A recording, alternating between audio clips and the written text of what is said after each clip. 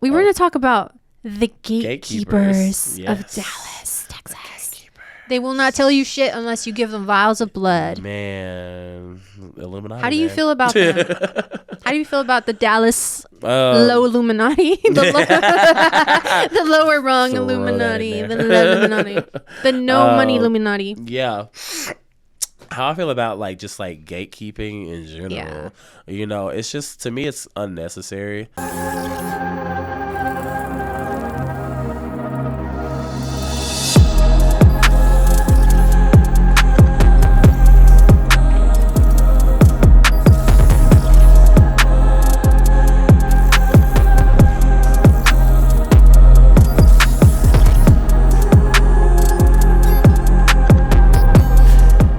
Hey y'all, it's your girl Missy Monoxide coming at you from the heart of Dallas with DTXSTREET Sessions. We're all about artistry, stories, and culture, and I'm here to bring you the latest and greatest from the most impressive people in the city. Today with me, I have my super awesome guest, Charles Smith II, a fashion designer, may I add. He was in Vogue. So y'all, like, I just want to put that out, like, a little okay, like, there was someone from Vogue. It's a little mini flex. And he's on my podcast. Like, how does that even happen? Okay, so you're an amazing person. I'm sure everyone knows who you are. Because, like, if they know me, I know they know you for a fact. So, but just in case there's, like, that 0.1% of the population Absolutely. who doesn't have a clue, can you please tell us, who is Charles Smith II? First of all, I'm an alien. I'm not really from here. So just to get that out the way. Yeah. And you're not even green. At all. I know, like, At all. Is it racist when they make all aliens green? You know, we've had a United Nations discussion about it. Okay. And it's been, you know, it's top secret. I'll tell you later. I just wonder if our alien crews know each other, because I feel like I'm an alien too. You know, I knew your last name was a little interesting.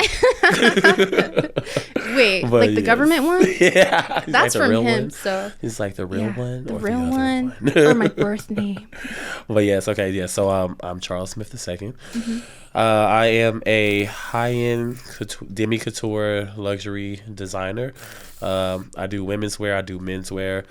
I've been, excuse me. I've been doing it for 10 years now, maybe like 11 now, I feel like. But I started in high fashion from a modeling perspective and was with Elite Model Management. So that I started at 14, and then I got into design when I was like 23. And so I know there's a lot going on gap-wise, but I mean, a lot of that stuff you can Google too as well. And I'm sure we'll like touch on some of that. But just to kind of give you a brief summary of like me, originally from Harlem, New York, and then moved to Dallas, lived overseas. Literally, I've lived kind of everywhere, just like chasing my dreams and really just going to, you know, wherever I needed to go to make sure that everything that I was feeling and kind of this scaling of moving into the next phase of what I was chasing, whether that was modeling, basketball, design, just to make sure that, you know, I was getting the knowledge and then getting the support that I needed. So I am truly a dream chaser for sure. Okay, so you started off as a model Yes. at 14 years old. Yes. How does that happen? Did you like apply, or did someone like see you walking down the street and they were like, "We want him"? Literally, they saw me walking down the street. How lucky! Like, what were you doing? Or did you just like fly that day? I literally was literally. When I say I was literally crossing the street, and then this lady just stopped me and asked me had I ever modeled before. At first, I was kind of suspect, a kid from Harlem, white lady fucking stopping me. Oh yeah. I'm like, baby, I don't know who you is. This is crazy. You had some Modeling, I don't know candy what you're in her talking van. about. Like, yeah, I just kind of was like, why are you stopping me? You know, but you know, went home to my mom and then told her like, oh, this lady gave me this card, asked me have I modeled before, and then she was like, I used to model, and I was like, oh, okay, didn't know that. Found out some new things about my mom in that moment, you know, which is great. I just didn't know she modeled, and she never told you. It never was a discussion. I knew she grew up making her own clothes. Like, I knew that much just from like my grandmother and, you know, her and just them being from Jamaica and, you know, they were didn't have a lot of resources, so they did what they could, and So it's luckily like she had a trade. in your bloodline, right? Yeah, it like, kind of was just in the genetic DNA somehow that like I feel like I took everything from my parents and accelerated that shit times 1,000. Like no, for real. From my dad side being the basketball side of my family, and like literally like even the women played basketball too. And then like my mom being the fashion and the model, and so it was like I literally did done all those things, come this far, but I've definitely taken everything to just like the next phase because I've been fortunate to be able to just do exactly what I love and not have to, work a regular job, which I respect anybody out there getting their money, but I just something in me that just like I can't do it. No, I don't blame you. I'm the same way. Do you just feel like we're just born that way, or are we irreverent? It's in you. I feel like whatever your gift, because for me, everything I pursued, it was definitely was in me. Like the modeling stuff, that was more like a universal accident to some degree. But again, clearly that was a life path because that was connected between me and my mom, and even her, like, making her own clothes, and now I'm a designer, and then my dad was the like basketball side, and I hated basketball at first when they first put me in it, and then my best friend that I went to elementary school with, he like forced me on the playground, and I just like I still was trash, but somehow I think my love for it started to grow in that moment because it was the competitive spirit that was waking up in me. Even before, it was like people could see things in myself that I couldn't see yet. Even with the modeling, it was the same way. It was like, because I didn't think I was like cute or gorgeous or none of that. Like, I definitely had like ugly duckling syndrome. So for somebody modeling fashion was to see that, and especially with our perspectives of understanding modeling, and and just like it's just a bunch of pretty people, right? So but I feel like more so now, or at least from the 90s, I feel like models that had more unique looks, or just unique features actually became kind of like sought after. Like it wasn't necessarily about like the girl next door look. Like like everyday beauty anymore. It was like, wow, like she's got one green eye, one blue eye, or this guy's got like a really distinct nose, but it works, or... Yeah, because I feel like that's what high fashion is. Yeah. Like the higher end side definitely embraces the aliens. Like the weirder people. The high fashion side embraces the aliens. It embraces the unique. It embraces those special features, on somebody that are highlighted that you got made fun of when you were in school. That's always been the high fashion world, because every high fashion girl, guy are the most insecure people in the world. It's so crazy because like I like see models and I'm like, gosh, even like the ones that have imperfections or whatever, and to me they're just like such perfect people, and I'm like, how are you just so gorgeous? Like, how are you just born? Because like I feel like I have hella insecurities, so like I personally would never see myself as a model, but I'm like, I see so many weird people that are models and they just own it, and it's hard to think that they would be insecure, because I'm like, you're literally a model. Oh, that's because we become really good trained actors, basically.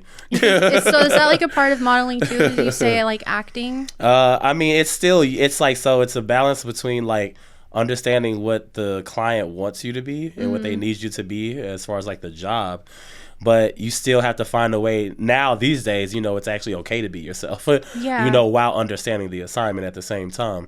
But then it was more so you definitely were just like on some like, you're a fucking mannequin, shut the fuck up and just put on and go and do what we need you to do.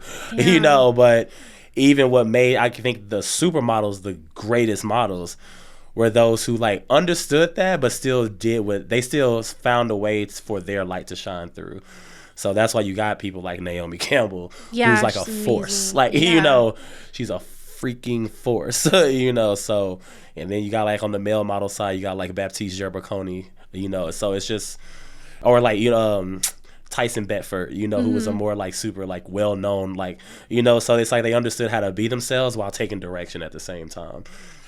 It's like gotta be like interesting to how to like strike that balance. It's a mental, emotional, and then it's a level of inner self-awareness, and then understanding how to not be afraid to look ugly on camera, because that's the biggest, like, I'm like very afraid challenge. Of that, but I have no choice. So it's like the biggest challenge. Like you kind of have to like not give a fuck about like looking ugly on camera or poses feeling uncomfortable, because usually those are the things that look the best. I know. On camera. Like, I've seen some creepy looking models, like creepy and like maybe not the best, you know, like pose or look, but that's what makes the picture so interesting to me. And I'm like, I love how like weird and not perfect this person is. Yeah, because there's different forms and styles of modeling. Yeah, too. Like you get sick of like the perfect cookie cutter like people, because like hardly anyone of the population can relate to that. Like no one is just born like that. No, maybe like 2 people. Yeah, I think that's why like overseas was more accepting of me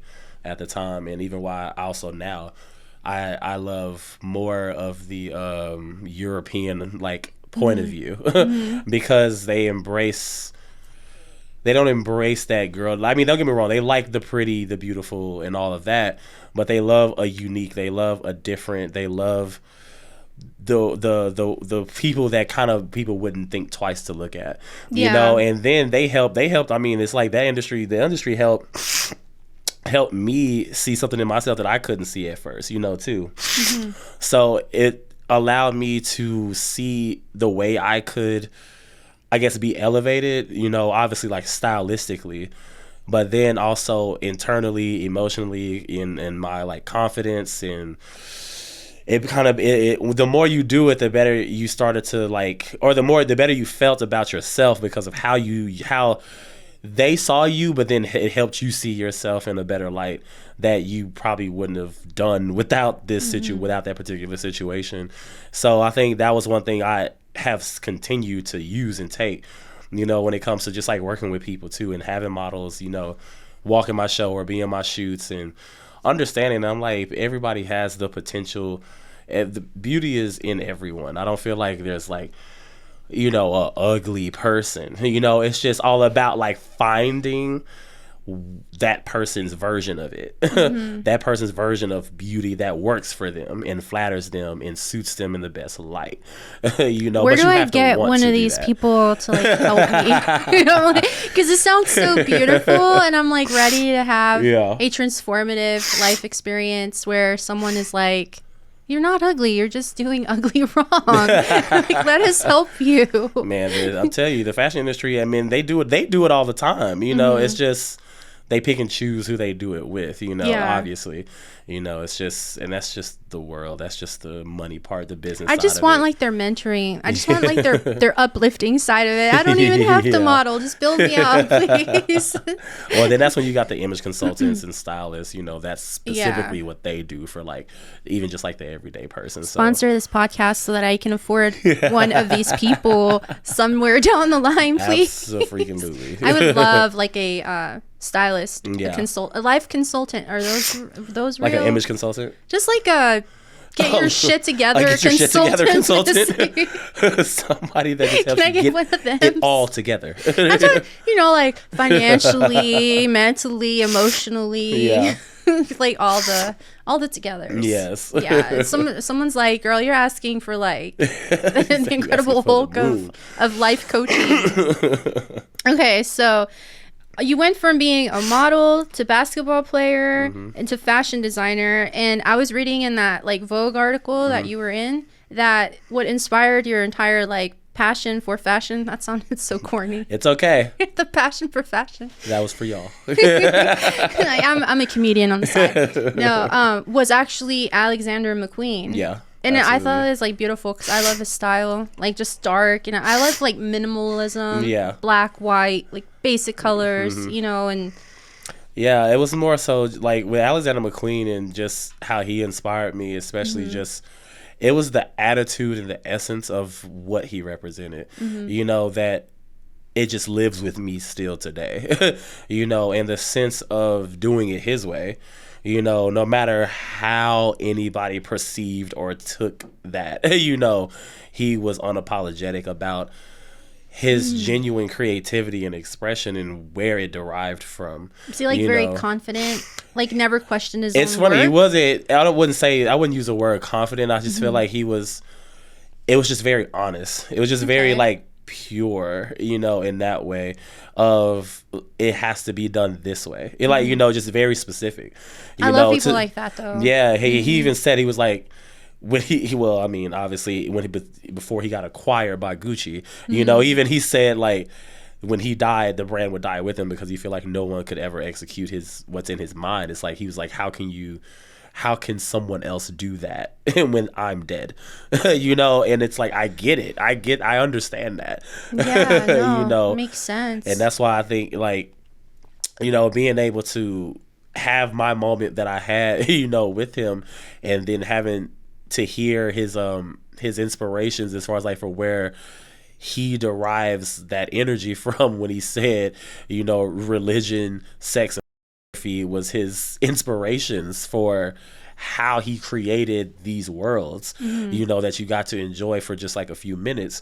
So I always thought that taught me that inspiration could come from anywhere. Yeah. You know, it didn't have to be, it wasn't fashion. And it's crazy, once I got into design, nothing about my like fashion comes inspired by fashion at all. Yeah, it never is. I feel like music plays a lot in music fashion. is a huge thing for me. It's interesting that you mentioned religion being a source of inspiration, because I'm personally not a religious person. Yeah, me I neither. feel like I'm spiritual, but I love aesthetics of certain religions. Yeah. Like I don't really like love Catholicism because that was forced on me growing up, but I love like the candles and like the Mexican side of it, like the Virgin Mary and all the saints, like like the aesthetic and the, you know, everything is so like cool. Have you ever seen the Romeo and Juliet, the version by what's the famous white boy?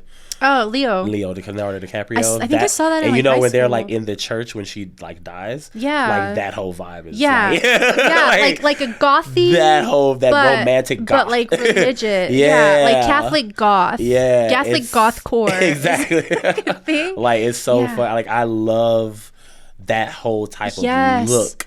Or like, you know, in Dracula, the old Dracula, when he's in that church and when he like stabs himself with the sword and bleeds everywhere because he renounced God, like, but the aesthetic, it's like the aesthetic of the and the environment. Cathedral, like it's so cool to me. And that was the thing I learned from McQueen and studying McQueen too. You know, was the showmanship side, you know, of presenting the collection, you know, of creating those magic moments or that feeling, and then understanding it for yourself even before the show itself, the different feelings and everything that'll trigger all the sensors, you know, between like when you arrive, you know, and then what you walk into when, you know, you just even like get there, let alone like the music, and then making sure the music is even like placed, curated in a curated way where the crowd of the audience is enthralled, they're like in it, opposed to like the music or the speakers being like on the inside of them. And so it's just like even just like things like down to the models and the pace that they're walking, and you know, and the lighting and the timing of like lighting to maybe if you have like a ballet, like I've had like a ballerina, you know, at my shows, and so it's just like caring about the details, because you're taking people on a journey, you know, when I feel like when you present a collection or when you present your art or expression of medium, whatever that is, that you're taking people on a journey. I've been to like a few of your shows, and it's always like such an immersive, like fun experience. It's like, even though most people like me will never be models or whatever, like you get to see it and like experience it. Well, don't say that, because the times are different now. Like I promise you, trust me, because if I say, Missy, I need you in the show, this is your time. Wait, but like, okay, so like, don't you have to be like a certain like size? Not anymore. Height? That's the old days. Because I'm like 5'8", and I think I mean, but back that doesn't in the day matter. you had to be like 5'9". Honestly, when I say that does not matter today, like don't get me wrong. Yeah. The industry is always going to be there, so those rules will always be there. But not every designer follows that. But if a designer's like, I fucks with your type of ugly, exactly, because they just fuck with you. Like, so it don't matter how tall you are, because they just fuck with you and your energy, which is what I love now. That designers are like stepping out of the status quo, you know, and they actually like. I mean, we're at this point, we're seeing people in handicap chairs on like high-end runways, like big brands. You know, so we got people with like chopped off legs that are like walking on like we got plus size women, curvy, like everybody's on the runway now. Like it's there's beautiful. We have autistic people I've seen on the runway. Like it's all about the designer and the brand and what you stand for. And I feel like when we talk about inclusivity, that's it. Like, like that's real, not just like in the sense of like color, skin, and all that, but you know, inclusivity is everybody. Well, so there may be hope for me. There's absolutely hope for you. I never like envisioned myself like that, but yeah, I mean, it was a cool experience. Like, I liked with your show how like there was the music, like everything, the lighting. It was so well thought out, like so well executed, and it's just I had like a rhythm, like a pattern, and the visuals, like everything was really cool. And to me, like, yeah, I feel like that's all part of it, because you know, sometimes you can have like a model walking, but if you have the right music, the right lighting, it just like elevates it that elevates catwalk. the experience, and it elevates like the audience's like feeling that they and it almost makes the collection seem like an unattainable vibe, but you can still very much buy it. It's just like, it's, you know, I don't know, it's like a little experience. Like, I know, it almost feels like, do not touch this, or like, and it's so true. Like, it's like every other element can inspire, because like even with me as a designer, I'm very much inspired by what's going on. So like there's a moment where the 90s were real big, and I was incorporating some elements of the 90s into my graphic design, you know, or now they're doing like the retro, like VCR looks and grit and grunge and all this shit that I like. And I'm like, hell yeah, I get to add this in my designs. So for me, it's not just me following like design standards in general. I'm like looking at pop culture, seeing what's going on there, what colors are hot, you know. It's like you got to understand the ethos, like everything, you know. Because that's what's gonna attract people, is like it all influences one another. Absolutely. You know, because like fashion, you use a lot of fonts, like a very minimal but like chunky style of a font. It's, I don't know, I love the aesthetic. Like, I fuck with your aesthetic big time, mostly because all my closet is black clothes anyway, so I think it's really cool. All black everything forever, well, except now, because I'm wearing these pants. This like designer, I don't know if you know him. This one guy who made those. Yeah, like this guy named Charles Smith II. Like, so good. I knew I had to cop them to wear them with my big red boots that I'm not wearing right now. So funny. I'm wearing Crocs, not sponsored. Should have put those on. I should have, right? Red boots are it's just so fucking hot. It's so fucking hot. And I don't know if the big red boots tell you, but those shoes are hot as hell. I've seen them. They're hot. I've never tried them on. Like, I took them off and there was sweat in the boot. Did they have to help you like take them off? He did. Because like I was like on the floor trying to pull them off, and I'm 36. That's you know, so like funny. I just don't. I don't have the the strength. Thing. It's not just TikTok, guys. No, because it's like really the sweat or something. It like grips. The grip. Yeah, and you're trying to pull it off, and at the angle, kind of like a rubber. I'm assuming it's all rubber. Yeah, and then it comes up to your shin. So when you're at a certain angle, it's kind of like stuck. It's tight. Yeah, it's in there for good. Like, that's funny. Yeah, those big red boots are not playing. So, but I feel like it's more like a fall winter shoe. Yeah, because it doesn't breathe for shit. I'll tell you that. Nah. So if you wear that in this Texas heat, you're gonna have like gangrene or some shit because it's so hot in there. You're gonna have a swamp in your. Nah, it's just too much. No sir. Like, I don't know where to complain about this heat, but. Okay, so McQueen's influence on your design philosophy is pretty profound. Can you elaborate on how it has shaped your aesthetic and the stories you want to tell through your designs? I mean, for me, as far as like McQueen and like kind of the way his approach to design like moved me, it was just in a sense of like functioning on your own time, and not even just him, but Azadine Alaya too was kind of like that too. Where it's just kind of like you show when you have something to say, you know. So I'm a firm believer in like I don't really stick with the. I did when I first started to kind of like practice for those seasons when it was time to show, like New York Fashion Week and all that, and stick to the calendar. But I mean, it's like, again, unless you have like crazy capital to really like keep up with that, I do not recommend any emerging designer try to keep up with that, because I was creating like 6 or 8 collections a year trying to keep up with that. It's crazy. In the beginning. What would you say is like a stable, realistic amount of collections? Like, if I was an emerging designer right now, what would you recommend so I don't burn out or lose hope? At most, I would say 3 a year. 3 a year? Just because, you know, it's like you got fall, winter, then you got spring, summer, but then, you know, you got cruise. But because I was like doing fall, winter, spring, summer, ready to wear, cruise, swimsuits, haute couture. Then I started doing swim. So it's just like I'm doing a lot on top of like many little capsule collections, just because. Yeah, like, I remember for a minute, I just have this image of you in like a dark section of your apartment, just like sewing. No, seriously. Yeah. So it's just that I would just recommend any emerging designer, literally just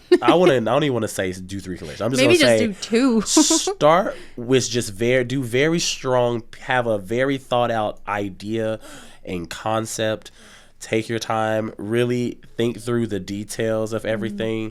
Really just like, and don't even feel like you need to keep up with these like collection counts the way that like Chanel will do 75 looks down the runway. Me, I still be kind of practicing with that thought of mine, but I mean the most I've done at this point is like 50 looks. So I kind of right now I'm keeping it at 50 because I can do 50 now, like, you know. But before that, it was like my number was like 33, just because like I feel like that's like my life number on some like angel shit. That number, like you know. Yeah, like numbers. And before that, it's like I would do, I think like 20, like when I started, at least like 20 or 25 looks or something like that.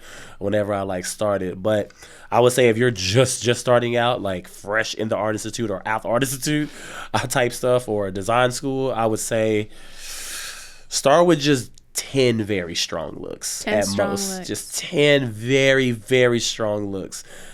Just do that. And I think try to understand too that like these fashion houses have teams and budgets out the wazoo of a ton of people who get paid to make shit happen very quickly. When it's just you, like it's just me. You have to be kind to yourself, you know, and understand, like, I don't have Chanel's team. Yeah. I don't have when Chanel's you're doing everything. bank account either. God, how much do you think? Private bank account that they have. How much do you think they have? Oh, my mentor is Maureen Chiquette, who was a former global CEO for Chanel. I asked her what was Lagerfeld's budget. You know what she said? Do I want to know? There wasn't one. Stop. I swear. Just unlimited? I swear. Like as an artist, do you know what it would mean to me to hear, like, there's no budget, like, Missy? Because when I say they weren't worried. They just weren't worried. Like, just make shit look good. Because he was, he was a genius. Like, he was a visionary. No, like, he made a rocket ship move inside the Grand Palais and actually lift it up. Everybody thought it was just gonna like be smoking. That thing actually kind of like took off, you know, type thing. So what? I was just like, that took the magic to another level when you have no budget. Exactly. God. Exactly. I can't even imagine, like, as an artist, that's like, that's like the ultimate probably foreplay of life. No, it's absolutely. Like, there is no budget. There is no budget. Your ears are like, oh, what? The limit does not exist. The limit does not exist. The limit does not exist. And then you win. That's a Mean Girls quote, in case anybody needed to know. Right. For the younger audience. In case you didn't know. Maybe even like the boomers probably. I feel like the boomers need it. I feel like Gen Z is pretty privy to the Mean Girls is pretty deep now. Like, that's like even the young people know about that. Like, now. It was hot when I was young. Yeah. Like, it was like a cult life thing, and now like it's like a funny TikTok like Gen Z knows it, and I'm kind of proud of them because I'm like, they get it. I hate they call it retro, but because I'm like, what do you mean? It just came out like 3 years ago. No, it's like, no, it's 2023, Missy. Like, it's not 2004 anymore. I know. You can tell by the way things are filmed. Yeah. Oh, Mean Girls probably wouldn't fly today. Yeah. It would too many restrictions. There's a lot of humor in there that. Oh no, there's so many things that a lot of different filmmakers or series and people like. I was watching Tyler the Creator's old show. Oh. Yeah. I was like, yo, they could not probably do any. You can't get away with anything anymore. Everything has to be, and I'm not like, this isn't an attack on like any political party or belief. I'm just saying, like, literally the political correctness is just too much. People are just so sensitive. We won't call out any particular generational cohort, but people are very sensitive. They are super sensitive, super overly woke, and it's like, okay, we get it, we understand what we need to be conscious about, we understand what we need to be aware about, we understand what we need to care about, and it's okay to care about those things, but stop getting on people that are like comedians or like, you know, just you know, it's like, just, it's comedy. I'm like, y'all would have hated Eddie Murphy if he was here today, like on his stand-up shit. Like, he was on another level with that shit. Yeah. Like, you know, so it's just like, bro, it's like we gotta have some sense of relief. This world is already like overly serious and everything's failing and everything. It's a lot. It's a lot. I feel like we just take ourselves too seriously, but everything is just shit hitting the fan. No, absolutely. And at one point we had that, but we had comedy. Yeah, you had comic relief. As a Band-Aid. Like, yeah, that's what it was back in the day. The comic relief was the way to kind of like enter a space, like when like Def Jam comedy jam thing was going on, or when Comic View was around, like those type of things, you know, we could either watch or attend, you know, and be able to like go to just to make light of things that made us feel so heavy. Yeah, like I'm just going to a comedy show and getting roasted by a comedian. Exactly. And now they can't even roast you because you might cancel them. Exactly. But it's, you know, it's supposed to be funny. Like that's the point. You're going there. I feel like if you step into that space, you might as well just consider yourself a target. Right. And accept it. And just sometimes be okay I feel with like it. I wanted to volunteer to be roasted. No, facts. You know, like, just like roast me. Roast me. Like, seriously. And they're like, fuck you. I'm like, and because it's fun. It's all in good fun. Like, it's like, yeah, like I never consider anything like a comedian says during a show to be like their solid thoughts or opinions. No, because they might feel totally differently about a situation, but all they're trying to do is just make you fucking laugh. Yeah. And now you don't even want to laugh anymore because you feel guilty about laughing. But I'm like, yeah, like we know the issues exist and stuff and they're serious and we should work towards it, but we can't like laugh about it to like help us deal with the pain of the seriousness of shit not changing. It's just like when you get nervous, people, you laugh because you're nervous. Because it helps. It's like your body. It's actually just natural. Yeah, your body's like, hey, shit sucks. Yeah. Let's laugh a little bit. Exactly. Yeah. Like try to live. I know. We're just trying to have fun, people. It's okay. Right. It's like, let's not take everything so sensitive. All right. So speaking on how everything is like super serious and stuff. Yeah. Not that your stuff's like super serious. Not in that way. But so we would say, I guess, that your brand, your style, your aesthetic, I would describe it as kind of like dark and edgy. Yeah. How would you describe your style? I mean, for me, I describe it. I kind of like coin this term like this contemporary street chic, high-end luxury and high-end dressmaking, ready-to-wear brand. It's a mouthful. That's like very long. But like kudos for remembering that. Yeah, my it's the best way I can describe it because it's not just one style or one aesthetic way of designing. And then on top of that, it's just like I also am designing to the resources of my bank account. Guys, can we like stress that enough? Like our bank accounts here are not Chanel. I'm designing to the resources of my bank account, okay?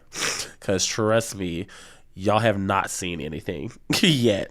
Like, and what I do now, I think is still dope. Don't get it twisted. Yeah. But I'm like, but you do what you can. You with do what you have, can right? because it's still like time and money go hand in hand. Like it was funny. I was talking to one of my friends today who's also a designer, and she designed for like Yeezy season and stuff too. Sick. And I was like, yeah, but she's like not designing with him right now, but. But yeah, we were talking about like just certain designs. So we were talking about another designer who was on Instagram basically like begging for donations just to keep the lights on, you know, as a designer, you know. So it's just like people don't understand that being a designer is hard. So when people start talking about I want to be a designer, I just start laughing at you, like respectfully, like just because this, like, it's not enough for you to love it. Like you have to be obsessed with this. Like you almost have to be like okay with like a pleasurable torment that ends in gratification. Basically. And I know it's not the same, but even like in my field of design, it's kind of like the same thing. It's kind of like torture. Like you get to create, you work on your own time, but it all comes out of your pocket. Exactly. Your client might pay you, but more than half the time no one's really gonna pay you like your actual amount of work and effort and work. They're gonna pay you what they think you're worth, which can be great. You can strike like a good, but it's never like you know. Which is funny because you think about like NFL players and all, like they play for a season. I'm not down in football. Like, don't come at me. Don't support me. Don't come at me, Cowboy people. Fans. I'm gonna be canceled. Missy hates football. Canceled. No, that's not what I'm saying. I'm just saying these people get paid. Some are just bench warmers. Again, don't come at me. I'm just saying. They get paid like millions. Easy. And then I'm not saying it's like easy either. Like I know they train. I know they Football gotta like eat well, and they're torturing their bodies. Yeah. I get it. They're literally cars 100%. running into each other. Like 100%. But we're level. torturing our bodies in a total different way. And like our there's spirit. The spirit. It's the spirit for that me. that fucking part. Yes. And not only that, we neglect our like basic Absolutely mental bodily functions. Yep. I can't tell you enough how sometimes it'll be like midnight and I'm like, holy fuck, I didn't eat today. Oh yeah, no, I get bitched at all the time for not taking care of myself. Like I didn't eat by today. Like everyone around me. Or like no shade, but I've seen a couple of times you've been at the ER for overworking. Yeah. We're on the same team. Basically. We both sometimes will end up at the ER too because like our body recognizes the stress whether we like want and you try to push fight it off against or it, not. but you can't. But it's just you really have learned to like listen to my body more. Like I listen to it, but now I really listen to it after like all these different ER scares and stuff. Yeah, and the bills. The ER bills. Crazy. Yeah. No, like I got heat stroke like one time. Wicked out here. Just from trying to be gung-ho and be out at these DTX street events and supporting the cause and all that, and I put myself in the hospital because I didn't eat and I was out in the heat and I was drinking Red Bull because water. You gotta get that couldn't water. Drink water. He's like, I gotta keep going. when I realized that, I was like, but who am I doing this for? Because no matter, you can like put your life and soul into this and you're still gonna have people that hate you. You're still gonna have people that talk shit. You're still gonna have people that have the audacity to complain. Like there were people who complained about free events that we did. They're like, I want a refund. I'm like, bitch, for what? You didn't pay. I paid for you to come here free. Yeah, I know you've organized events. People don't realize that as the event organizers, it's coming out of our pocket. If it's no sponsor, you're the sponsor. It's coming out of your pocket.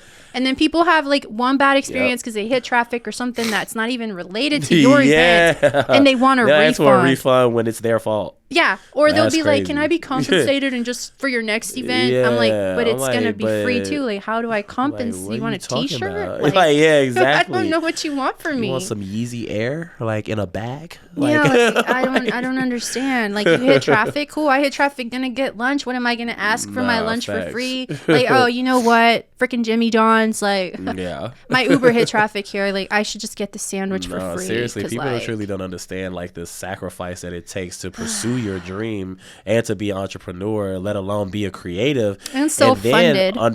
Self-funded, and then you still got to learn the business of your industry and be good at what you do. That's a whole nother learning curve, like in general, from like just setting it up, let alone when you eventually get to that phase where like maybe you are making some consistent money, and then you got to understand, okay, then like infrastructure, then you got to understand operations, then you got to understand the roles within the operations, your accounting stuff, your tax stuff. Like you're like, there's so many one things. Person, you're a designer, accountant. Freaking assistant, donut boy, coffee boy. You press are secretary, yourself. Like, you're your own publicist. Everything. Your own copywriter. Production coordinator, creative director. Art director, like everything. Social media manager. Yeah, like, but then people see you and I bet people are like, look at that Charles Smith.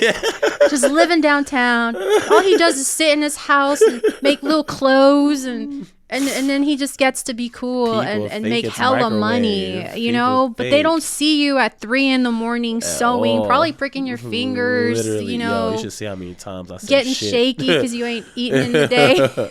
I know, I only eat like once a day. So that Lunchables didn't carry you through the day. Man, I'm so glad I got that corner store on the corner. Dude, 7-Eleven? Man, that too. I got that across the street. Like, yeah, 7-Eleven came so clutch. Berkeley's and 7-Eleven are saving lives. Shout out to 7-Elevens downtown, because when we lived downtown, their sandwiches and chips is literally how we survived. Facts. Thank God for 7-Eleven. Yes, but yeah, that sacrifice, like being a designer especially, is just like, bro, people really don't understand. Like, people may see what they see just because designers are good illusionists. I will tell you that much. Yeah, I feel like artists are.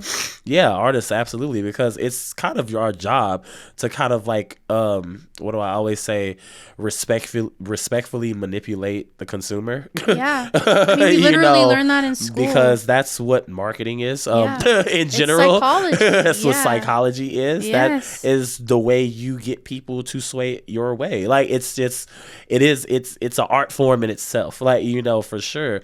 But, you know, it's up to you, obviously, if you use it responsibly or not. Like, you know, I definitely choose to use it responsibly with what I do in regards to like my expression and how I market that or how I put that out there, how I do my shows, how I present everything, the people that I use. Like, I'm very like mindful about the output of everything, you know, from the videos to the photo shoots to all of that, you know. But when it comes to people truly, and I get as a consumer, like, you know, you don't give a fuck. It's fine. Yeah. You know, I can't make you give a fuck, but I do my best to try. Like, you know, because you don't understand, and certain people, you just don't have a appreciation for the process because it's not your world, you know. So and I get and understand why there's a level of kind of just this unconscious thing, like, you know, where you just the consumer or the client, they can be a certain way that can sometimes to us like come off like rude, for sure, because they can't put themselves in your position because they don't know your position and they don't know what goes behind it, and they think it's a microwave or the Jetson era or something, like, you know. And you got little gnomes that just and we just like pop it out for you. And it's just like that simple, and I'm like, they don't see the struggle. They don't see the struggle. Okay, do you run into this issue where, say, someone will come look at your designs? Yeah, like, I know you sell them sometimes, and they'll have the audacity to like tell you that your stuff's too expensive, but then like the following week they just got like that new, they brought that Gucci, like new Gucci bag, Prada, you know, that new Louis Vuitton or whatever. They got the Yeezys on, you know, like the hypebeast shoes. Oh yeah. But I'm like, did you ask them for a discount? Oh, that's so funny. We talked about that today with my friend too as well. Like, it's like we absolutely talk about that, and like designers absolutely think about that. Do you get those people absolutely that like think you're too expensive? There's so many people that do that, and I mean, and I get it. I understand why it happens, like psychologically, like. It's like Coca-Cola. It's the most like those brands, those names, like the brand trust. It's like it's been around for so long that you go for that because you already know that. It's like trusted. You know, so that's why like I try not to hold it against people. As a designer personally, it can be annoying. Yeah. You know, because it's just like you can have the same exact quality literally as these higher end brands, sometimes if not higher. Better. And even better design. Like there's so many and emerging more designers. Like personality exactly. And love, and then you would it. think, because you know me, that would add some kind of value, but it's like, okay, y'all buy these designer brands that y'all don't even know the designer, but yet and the designer doesn't give shits like, about you. I'm like, see, that same mentality is the same way like actual artists get treated. Like when they're alive, they get no recognition or they barely get the support that they need, but the moment that they fucking die, then their value goes up. Oh, you were a visionary? That is crazy to me. You were a visionary, a pioneer. That's what I'm saying. Or even just like the cosign and shit. Like, oh, it takes me putting something on Young Thug, or it takes me putting something on Ye, or it takes me putting something on Kali Uchis. Like, it takes me putting something on people that are public figures for you to then see that I'm talented, but you were actually here first, and you could have been the pioneer of championing. They supported you in the beginning. You know, as a designer, or the artist as a designer, you know, and it's like, why don't you want to be first? I don't understand why you want to be a sheep and be a follower. If you ain't it's just first, that mindset. You're last. Yeah, exactly. Like Ricky Bobby, like, come on, like, I want to go fast. You ain't first, then you last. Like, it's just like, I seriously. don't like that mindset. Just like irks the hell out of me. That it's just like, why does it take, like, y'all really need someone else to tell you that it's cool? But you're their friend. That's the worst part. And then I know you. Yeah, like, that's the worst part. Like you know me, crazy. You know my struggle. And don't get it twisted. This is no attack on none of my friends, by the way. Like, you know, I know, like, y'all love me and support me, and I know if you had the money that you would support me, and I know friends who literally have said, if you have the money that you would support me. So I'm not talking about y'all. I'm talking about the people I don't know that talk to me, like, you know, and come at me with that energy, and then this is where it comes in for them. So not y'all. Disclaimer. Let's make sure your friends are like, damn, that's they're like, damn, like, he said what? He said I don't support it. Dude, yeah, it's so crazy how we're just much more valuable when we're dead. Yeah, no, or even like, because I remember when I did like short story, but it's like I remember when I did the Freedom Collection the first time. This one might get a little deep, but I did the Freedom Collection the first time. I did it in South Dallas. We did like this 3D projection mapping. That was the Freedom Collection was based around me wanting to celebrate those who basically like died and fought for our civil rights, you know, that were people of color, not just black people, but people of color, like even like Cesar Chavez, like brown we had, folks, black exactly, black and brown people, Asians, you know, and I did a whole collection based around, you know, basically that civil rights era with powerful imagery using the 3D projection mapping that my boy Joel helps me do when I do those. Was that the one at the little JFK? Yeah. So that's what we use in the show. That's a part of that, and that's what we did for the first one. And it was like, usually I get press and stuff for my shows. That was like the first show I did not get press for. And now I'm saying that to say this. So then George Floyd dies. And then I did the peaceful protests, which was like the demonstration and conversation that we put together in like 3 days at the JFK, where we end up, you know, highlighting on this 30 by 60 JFK memorial, 3D projection mapping each creative's art and expression that spoke to what was happening at the time, you know, and also people of just different color, you know, that have dealt with these struggles, maybe not even just in America, but in other places too, you know, because the creative community had something that they wanted to say, but just didn't know how to, I guess, get in the fight. So I kind of created this moment that allowed, at least like the ones that I knew and that I had been talking to like during that time, like just a platform for us to get in the fight and tell their story and kind of understand that it's not just happening to black people, you know, because though it's happening to us right now, absolutely, and we should, you know, be there. For sure. But, you know, it definitely happens to other people of color that come from different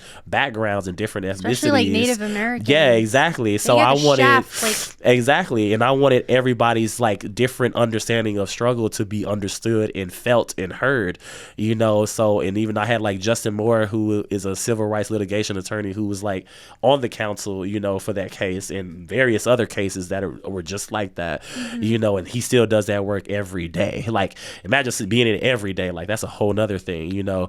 And then I had my dad talk too, because he works as one of the main managers of the headquarters here for Salvation Army, working with mental health, drug, and alcohol, like families that deal with drug and alcohol abuse within the like home, and he's like, he counsels the families and stuff like that. That's sick. You know, so it's just, I had them both talk and speak to, you know, what it is that we can do as an actionable now, you know. And then I had people also like register to vote locally. So it was like, I didn't want us to be just like on some rah-rah shit, you know. There are people who like are there for that.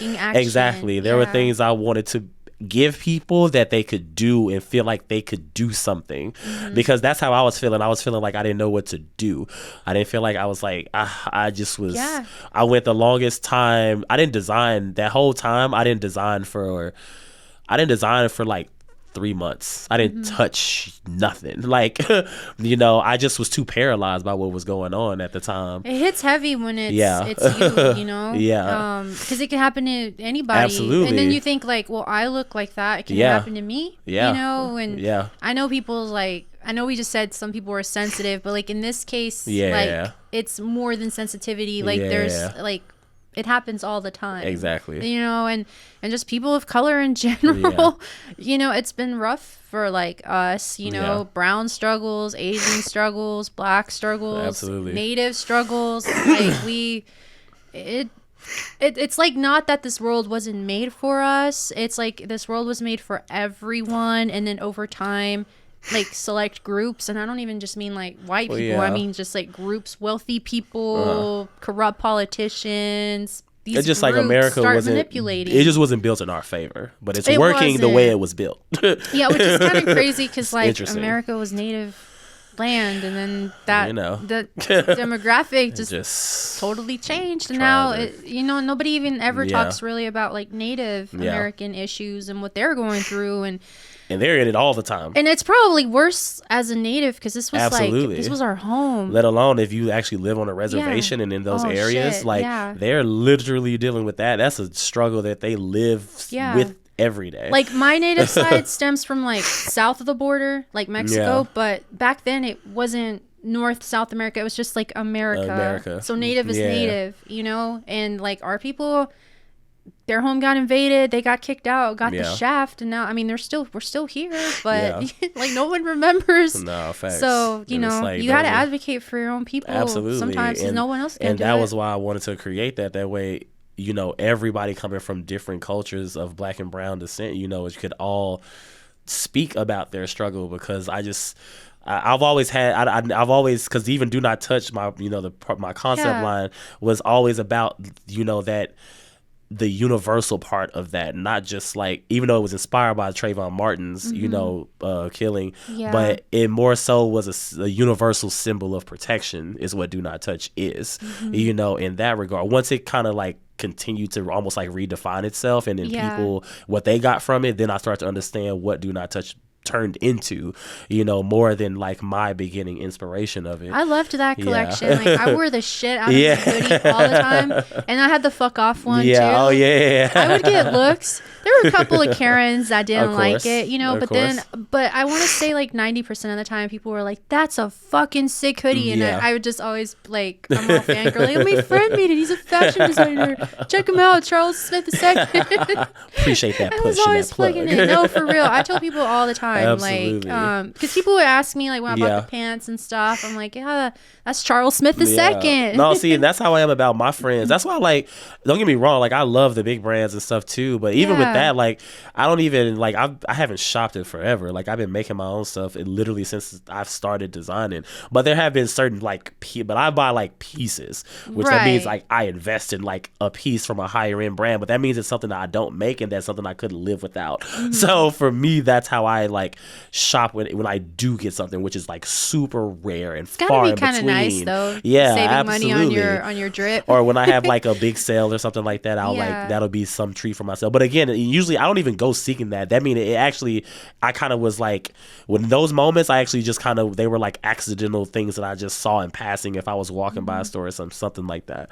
But I feel that because like I love sneakers, but I never want to call myself a sneakerhead because it's like I don't just buy every damn drop for the sake of buying it. Like I really only buy respect sneaker culture, but I'm like, I'm not sitting in no line. I'm not about that life, and I really only buy sneakers that I truly like that I'm like, I have to have that. The big red boots, I mean, they were fucking huge and they're funny, and I feel like everybody was just doing that. That was a fun. But the thing is, I don't even mind fashion like that because people kept asking me like what do I think about it? And I think they were thinking like I was gonna like bash them or something. Right. I was like, no, this is fun. It's fun. This is fun for fashion. We forgot how to have fun. We need these moments. Like, like they're so ridiculous. We need these ridiculous moments. That's why I bought them. Yes. Because they were just so.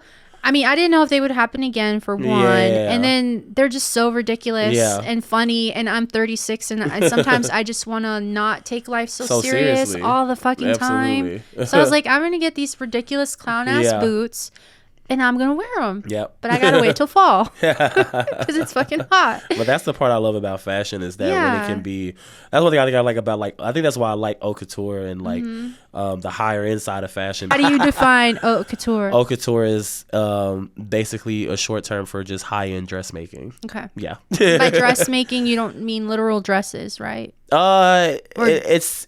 In a sense, yes and no. Okay. Because now, you know, of course, we redefine everything. You know? So nothing is as it it's seems more just anymore. kind of like between high-end dressmaking and very like avant-garde. I love looks, avant-garde. You know, that are just that ridiculous, like kind of like you would never that moment where you'd be like, oh, I would never wear that, you know, in life, right? Or where would I wear that? Like, you know, and that's the thing about like high-end fashion and runway pieces that people don't understand if you like don't shop or can afford runway is that what you see on the runway is the designer or the creative director's expression of, you know, whatever like you don't have to wear it exactly like that. Whatever they want to express in that collection specifically. But the people that are at the shows and the clients, you know, they're going to buy this stuff, what they do is they're watching it, but these clients know how to kind of break down the looks in a way that aesthetic still upholds the integrity of the design, but then gets altered to fit the comfort of the client.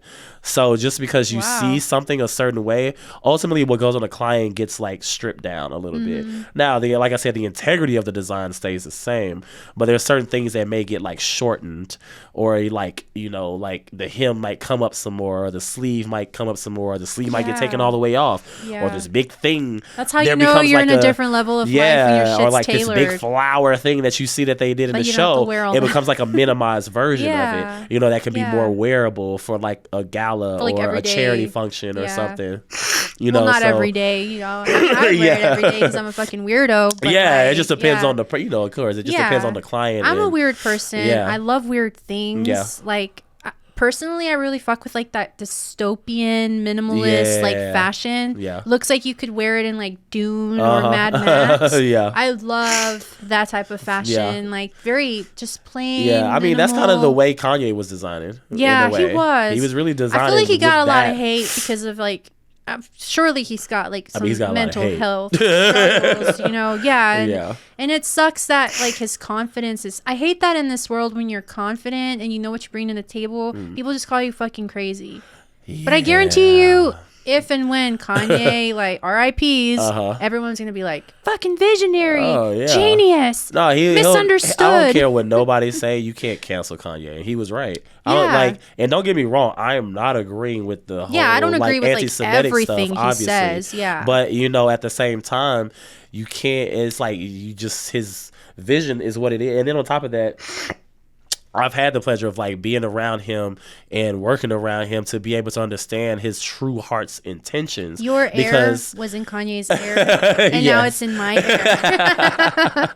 It's like, you know, but it's like his intentions have always been positive in the sense of he just wants the best for humanity, and he wants humanity to experience the best. And he's passionate about it. He carries the world on his back. Like, you know, it's just like he truly is trying to solve the world's problems all the time. No, he is. And the thing is, people just see the fashion part. They're not even seeing the affordable housing communities that he's like trying to build. Like, I mean, there's so many things. The architectural, you know, like type of housing that he's trying to build for homeless people, in a sense of still having great design, but for people who can't like afford, like, you know, these things out here that we live in, like, you know. So there's like a term for that in Mexico. They always say bueno, bonito y barato, which means like bueno is good, bonito is pretty, and barato is affordable. So you want something that's like good, pretty, and affordable. Absolutely, because everybody wants nice shit. Like, let's not why act do you like gotta live in like a dusty project just because you don't have $1 million? Like, you can't have like a $200,000 house. Exactly. And what you're saying is exactly things like he talks about, he would talk about, as far as like wanting to solve when it comes to homelessness and you know, and people not just having to settle, you know, for shit. Like, I'm not gonna front. I think I may have talked some shit about Kanye. I mean, more so like his music and maybe some stuff that he has said before. Because I liked his old shit. I really love like old school Kanye, just how like he came in the scene. Because like as a fucking producer, you cannot take away from him his genius, musical, because he's a pioneer of sound. And he's willing to like risk being the first. So that way it pushes everyone. It makes everybody else step their shit up. Because it's like people say like they hated like the Yeezus album. I was just like, I love the Yeezus album. I was like, wasn't my favorite, but I respect it. Yeah, it's just like, but that's because like, again, this is why I tell people when it comes to artists, because again, another life of mine is music management, in case you guys didn't know. So it's just like, the thing about artists is like, you have to, okay, you can do what you want. Let me not say you have to, but you can do what you want. But I'm just saying, with artists that you say, that people that say that they love, I'm like, be open-minded to grow with them and understand where they're going. I get it's hard to let go of, I don't even say you got to let go of the feeling of the previous album or the previous sound. You can still love that. Yeah. But I think it's like understand the experimental phase and try to be present with them in that moment while still loving what they did, but just try to kind of like close the door for that for a second and be present with them in that moment so you can receive it. Because I feel like when you don't do that, it is hard to, when you still have this door open and all that's still coming through, because now that's getting intermingled with this and you can't really hear this because you still feel this. Like, it's hard to receive it fully, you know, and that's what I get. That's what I hate about like critics and like press that review an album in one day and have an opinion. Like, to me, that's crazy. Okay. So like an example of that for me is like 21 Savage. Like when he came out, I talked so much shit, and I'll own it. I talked a lot of shit. I was like mumble rapper this, mumble rapper that. Back in my day, I was on my millennial bullshit. Yeah, I was just being a hater, and you know, I had to recognize, like, I had to look in the mirror one day and I'm like, holy shit, I'm turning into a fucking boomer. Yeah. Like, I'm so dead set back in my day. Like, everything was, but I was like, I have to be open. I have to be receptive to new things and new music and new styles. So I literally, like, sat down, put my Apple Music on, and I'm like, let's just listen. Because I had heard, like, 3 songs. I started listening to more of 21 Savage, and I'm like, okay. Yeah. I kind of like these lyrics. Like, I kind of like the message. I kind of like what he's saying. Yeah. And then he grew on me, and then I started being a little more open-minded to like Lil Yachty and all these other ones that I talked mad shit about. Like, I talked so much shit. Y'all can come at me. It's fine. It's fine. Because I did. Tell me in the comments if I'm fucked up. It's fine. It's okay. But I learned, you know, and now I don't do that anymore. I try not to live in back in my day. Yeah. I'm trying to live now. And I'm just like, fuck it. Like, what? So what if, you know, the old heads talk shit to me? Like, I get shit because I can communicate with Gen Z. I'm going to fuck you up with this question. How do you feel about Ice Spice? Honestly, I can't hate. I can't fucking hate, because you know what? She is talented. She knows exactly what she's doing. If you really pay attention, she knows what she's doing. She knows exactly what she's doing. She's working the system. I don't think the system is working her, which happens to a lot of females in rap. You know, so I feel like Lil Kim kind of opened that door for females in rap. Oh, absolutely. Like, and now, like, Ice Spice, they just have a little... When Lil Kim was like in her age, there was still a lot of men handling this business, and as a woman, it was male dominated. Yeah, absolutely. It was very submissive. Like, I'm sure she got told to do shit she didn't want to do, and she probably had to do it because it was the way of life. She was still new to the industry. She was new, too, and she was before operations and all the shit they probably made her do. You know, like, you never know. Well, she did that because she had a broken heart, and she was trying to, like, that was what she said. Yeah. She was so beautiful. She still is, but I just like the surgery. I don't know. Yeah, Lil Kim, I feel like she could have did without that, but I mean, she was gorgeous. But I get it, you know, like she did what she tried to do to make herself feel better. If I had a little extra 30K, I'd probably get a BBL too. That's what I'm saying. Why lie? I feel like do what you got to do to make yourself feel better. If that's what you need to do, that's what you need to do. But like Ice Spice, I like her music. I fuck with it. I like her image. She's cute. I love it. Why hate her? No, for real. That's what I had to learn. I'm like, why am I hating? Is it because I'm mad at myself? Is it because I'm mad at the youth? And that was my problem. I was like, I cannot be a hater to the youth because I hated it when I was a youth. Embrace the youth. Yeah, when I was a youth, Gen X and the freaking boomers were so mean. Oh, millennials are dumb. Y'all don't know shit. And the music sucks. So I just see the same pattern. Yeah. And I was like, I'm not going to become that pattern for today's youth. Yeah, don't If anything, like, today's youth is impressed when they like tell me some shit I'm not supposed to know because I'm old. And then I know it. And I'm like, oh yeah, I fucks with that. And they're like, wait, you know this shit? Are you infiltrating? I'm like, no, I just fucks with y'all. I like y'all slang, y'all everything. Like, no, the youth, cool. Like, they know. They know what's up. It's your connection. Like, I don't know if humans realize yet that, like, as we age out, our it's like the vampire shit. Vampires are always like, you're my connection to the world because I'm dark and mysterious and I can't be out in the sunlight. Dark and mysterious. Totally relate to that because I'm not trying to be out in this heat either. But the youth is like, it's like our key to what's going on in the world. So like, instead of hating and like always bringing them down, fucking support them. And so what if their music's just like we were begging for that support. We were begging for it. We were younger. Like, I mean, I'm still young. And we never got it. And then we just grew up bitter and resentful. But I don't want that for for this Yeah, youth, absolutely. you know? I But want this is why, them to like, feel these young niggas is out here getting money. Like, these little YouTubers, these little Twitchers. Yes, they are. Like, they out here getting That's why I'm trying money. to Like, yo. I want to be one of y'all. They are vlogging every day, making money on this Yes. YouTube channel, going crazy. God. Like, And making it's- millions. and making just doing shit like 50,000 a month. Follow me at today least. as I go eat some soup, and I'll watch the shit out of Crazy. it. I I'm will like, watch the shit out of it, we got and a it's lot to learn sponsored from by the youth. and Like- it's sponsored by BetterHelp. Yeah, I'm like, we got lot to learn from this. BetterHelp, They- if you want they to cracking the sponsor me, code. like I've done so much therapy, I could do more. It's fine. Like everyone's sponsored by BetterHelp. I'm just gonna shoot my shot.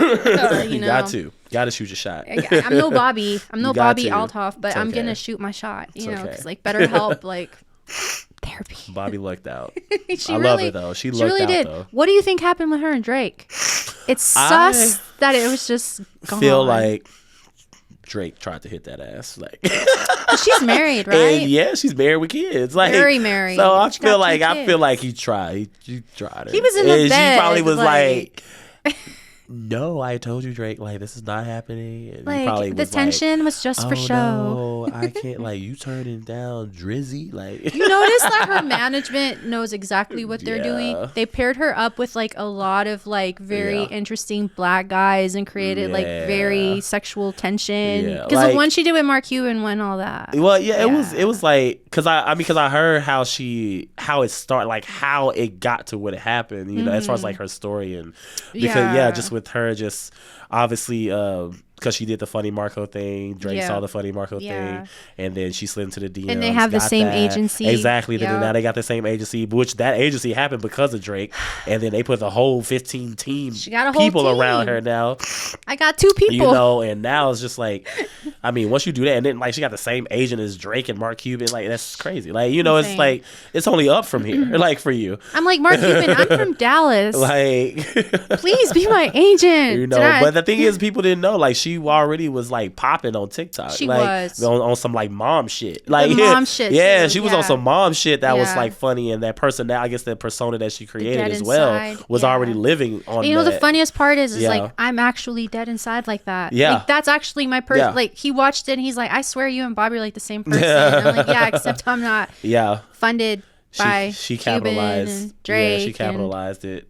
I don't have Drake. I mean, on my- she just now got her first sponsor. She did, recently. right? Yeah. Better help. Yeah. Exactly. I'm telling she just now got her first sponsor. Better help. Seriously, like Uh-huh. if anyone needs therapy, it's me. Hey. How do you feel about therapy? It's so crazy because basically my dad is a therapist, therapist? but I think because he's one, I was able to learn a lot of techniques, and I have developed a lot of principles and discipline that I basically can just cure myself in that way, because I'm the person everybody comes to talk to about everything. Same. I'm What's that your person. sign? I'm a Capricorn. Okay, I'm a Cancer. We're like the Yeah. counselors. of the zodiac. Exactly. Yeah. So Yeah. it's just like I support it for those who need it, you know, for sure, because not everybody has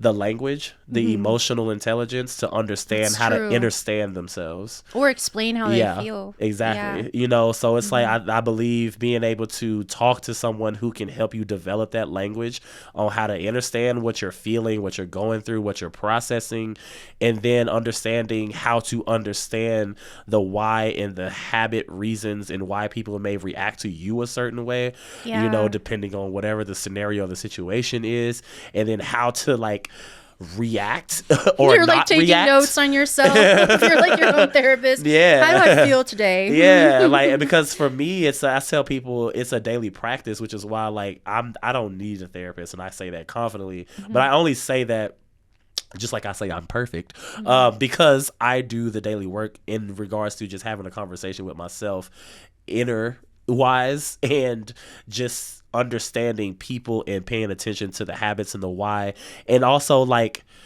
not taking everything personal when conversing with people, Yes. or when people like ignore me or donate or like Yeah. always want something from me. Like I try not to like take everything to heart. Don't get me wrong, I'm part Capricorn, so I'm a little vengeful. I know you. Dude, I'm not even gonna lie.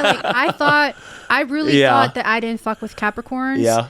And it's so funny because I swear, like, the last couple years, I have met pretty much nothing but Capricorns. We lit. And it actually, like, I do fuck with y'all. Yeah. Because and then it turns out I did some research, and like Capricorn is actually like my zodiac twin. Like we're like half twins, like year wise, like we're complete opposite twins in a weird way. That's lit. And then Capricorn, your sign or your planet is like Saturn. Yeah. And that's my fucking favorite planet. But I'm a moon child because of the moon, but Saturn's my favorite planet.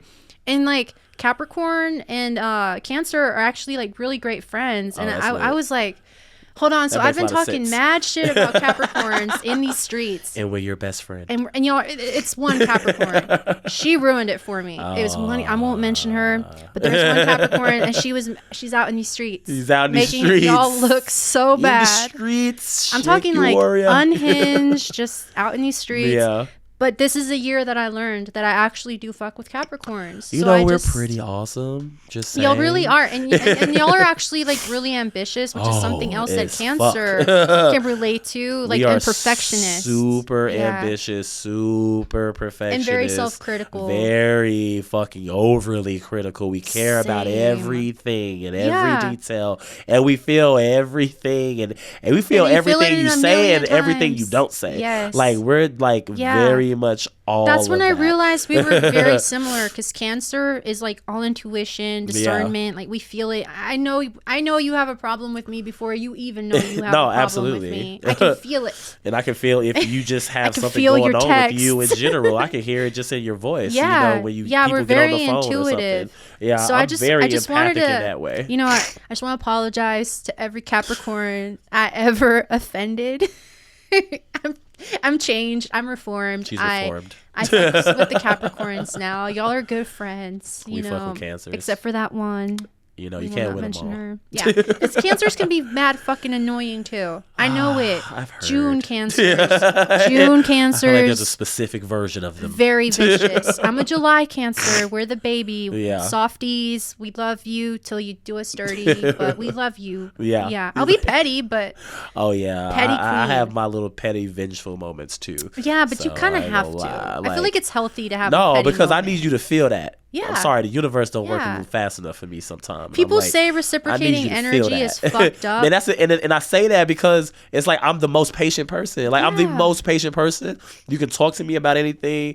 You can literally, like, there's nothing you can't come to me about. And I'm very open to any kind of conversation. I don't even care if you, like, cheat on me or some shit. Right. Which is like, just don't really fucking lie to me. But it's just like, but this is the lie. It's like, don't lie to me. Don't hold back from me. No. Like, that's the thing, because I don't really hold back my feelings or how I feel or how I express myself to somebody that I'm with. So it's just like, I don't like when that inconsistency happens. That is the thing that would just that's drive what fucks me nuts. Up is like, if you go out and betray me when you could have just said something. Exactly. Even like, say we're especially friends when you make the I'm space for them to feel comfortable to talk to you. Yeah, like, I don't want to hear that I'm annoying you, but I would rather hear that than you just fucking ghost me one day. And you could be like Missy, like. Yeah, and I feel like that's why, like, there's like, out of all my relationships, there's only been like one where like I still respect her today, because our relationship, we were able to just like brutal honesty was crazy. Like, the way that we would just be honest, not like in a loud tone,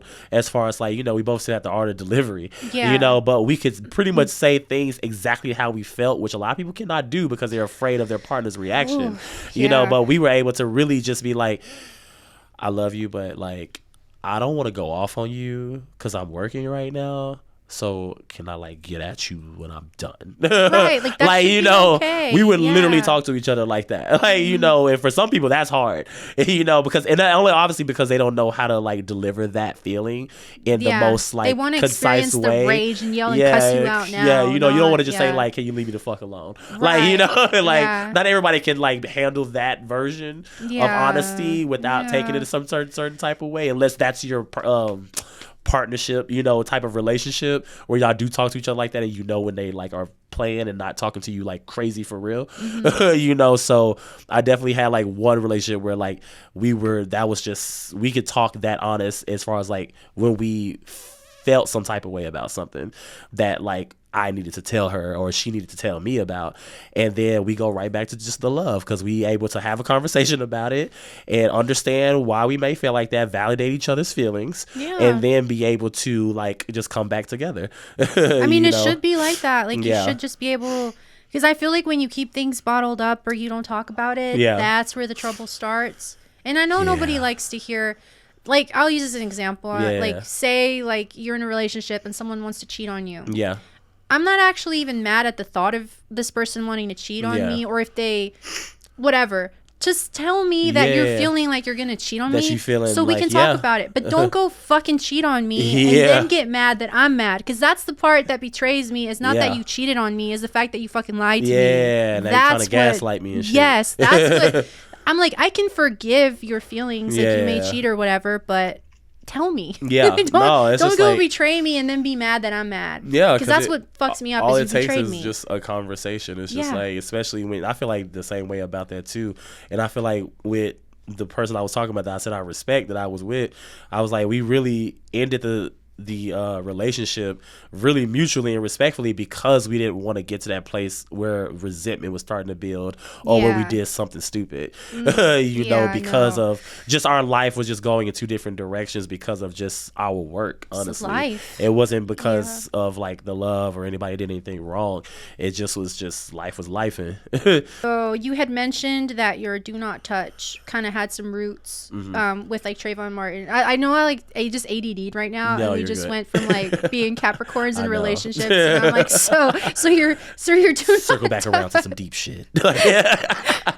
ADD, dude. No, it's okay. No, it's okay. Like, this is a safe space. It's thank you. See, BetterHelp. Where are y'all? Please, like, sponsor us. There it is. You know, he could use some fashion money. I could use some podcast money. She said it. Look at that. All we need is a promo code.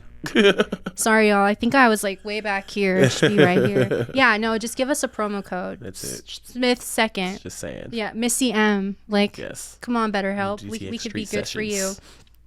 Okay, so let's see. So hosting runway shows is a significant aspect of your career, which you mentioned that you also have to fund. Yeah. Which I've seen the quality of your runway shows, so I'm pretty sure it wasn't like cheap or anything. Oh no! Yeah, luckily I was able to get like sponsors for like the past few. But it still hurts, you know. Because the sponsors will only sponsor like so much. Yeah. No offense to sponsors, I love it, but you know, there's still a lot that comes out of your own pocket. No, I was very fortunate to have some like very supporting sponsors. The sponsors that I do have who like really helped me. That's awesome. Like, you totally each show gets more expensive for sure. So any sponsors out there right now, this next show, hey, please let me holler at you. Like, wouldn't it be great if someone's like, there is no budget? I need that. The limit does not exist, Charles The limit Smith. Does not exist. Dude, like, what would you do if you had a non-budget runway show? My God. What's the dream Charles Smith second budget? No budget runway show. I want to hear this. It's so crazy because I hate that Kim Jones did it before me, but it's whatever. Okay. Because he did it at the pyramids, Dior, in the pyramids of Giza. Sick which place. Is such a fucking sick show. That's a flex. Like, oh my God. Like, it was like he used it. I was like, damn, he took my idea. Damn. Like, as a Mexican, to me, that's the equivalent of being like at the pyramids in Mexico the Aztec City. Pyramids. Yeah, that would be some. Man, so like that was kind of like the one. I mean, that's one of the big visions as far as like locations. Now, as far as like a vision in general, like, I definitely, it's like I don't even know if I want to say that idea all the way out there just in case somebody tries to steal my shit. Yeah, but you give me like a let's just like a vague version of it. Let's just say having a collection where I can pretty much like break it up and then do it in different countries, but it's one collection. Okay. So I'll leave it there. That sounds interesting. I want to hear this. I want to see it. I'm like excited for that. It's in my seed funding pitch deck for investors. I do have it, and I'm ready for you and your money. Y'all reach out for your please. Support and your capital and love and admiration and your love and support unconditional and support and appreciation. Yes, dude. Okay, so speaking of support, like some of your designs have been featured on some high profile figures. Yeah. Like Solange Knowles. I'm sure everyone knows who she is. If I have to tell you who she is, like, if we have to tell you that that's see your way out. Beyonce's sister, just like, then you shouldn't be here. Like, what are you even? Like, what is your life? Do you read? No, I'm just kidding. No, that was a fun project of a moment. Like, that was crazy. What about Zoe Kravitz, too? Oh, yeah. I love her. She's so pretty to me. She's so beautiful. And just like, and so amazing. In an ethereal, like, earthy kind of way. Like, Zoe's a vibe. Like, any show that she's her ever parents on are just gorgeous, or a movie, so like, I watch every show or movie that she's on. She's so, like, she did a movie recently. I forget the name of the movie. Was it on HBO? I think so. Is it that she had like pink hair? She was doing a computer or some shit like yeah, that. And she like heard a crime or something. It was like Kimmy or something like that. It's so good. Yeah, it was such a good I saw movie. that. I was love crazy. her in it. That was a yeah. crazy movie. Like, she was a badass in that movie. It was crazy how she was kind of like a hypochondriac because she wouldn't go outside the whole I know. time. I totally was relating to her at that because I was kind of like that. Like, I'm not gonna like fucked me up. Like, I didn't get it, but like mentally, I was like afraid to fucking breathe. Let me tell you, the CVS downtown at the beginning of it, they literally like saw me in these streets with like full on I had like sweatpants like tucked in the socks, like anywhere that like, air could leak through. Dude. And then I had on like gloves. I was wearing latex gloves. Oh, she was not And I had my sleeve, like my hoodie, and then I put my hoodie up and tied it, and then I had on sunglasses, and then I had on a mask. Wow. Like, I laugh at it now, but I cannot tell you how afraid I really was. Clearly, you were fucking safe. time. And you made it through. Like, and I'm not recommending this, and I'll probably get like a very disappointing like diagnosis. I want to say probably in like 15 years. That's but so funny. When I came home from anywhere outside, I would literally just grab Lysol. Yeah, drop all my clothes and then grab Lysol and like basically spray and bathe in it. And I'm pretty sure it's in my cells. Like, if I sneeze, it probably smells like Lysol.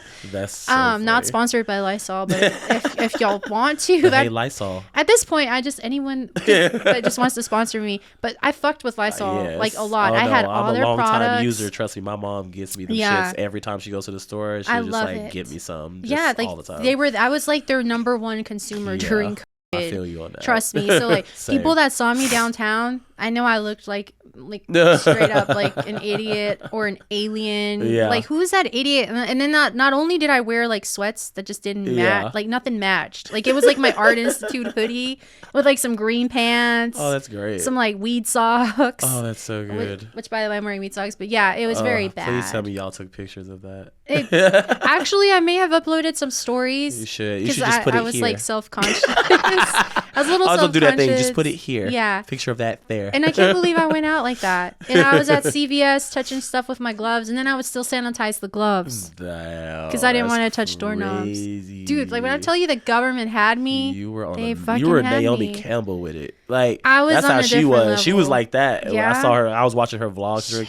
Man. She did not go anywhere without like a whole hazard mask, like suit. Yeah. Like, even when she got on her plane, she literally wiped the whole seats and chairs, her whole cockpit down. I carried Lysol with me because at that point I had to get new glasses, right? So when I went and got my prescription, I noticed I didn't know if they cleaned that area where you put like your face to see. Oh yeah. So when she walked out, I was like, took out my bag, sprayed it with some Lysol. Yo, and she was like, there would not be any transfer of any germs my way. Dude, I was I was like fucked up. I was scared, but I already was. I mean, a lot of people were fucked up. I already had agoraphobia, social anxiety, and then when you add like a germ. A whole ass virus. Literally. And, the news were freaking throwing us those images of people passing out in the streets and she's probably like, their nose bleeding. Yeah, I was like, she's like, this will not be me. Yeah, I literally thought I was probably gonna die because I also have like a weak immune system. So I'm like, man, if I catch this shit, it's RIP for me. No, like, facts. I'm out ski. And then they gotta put like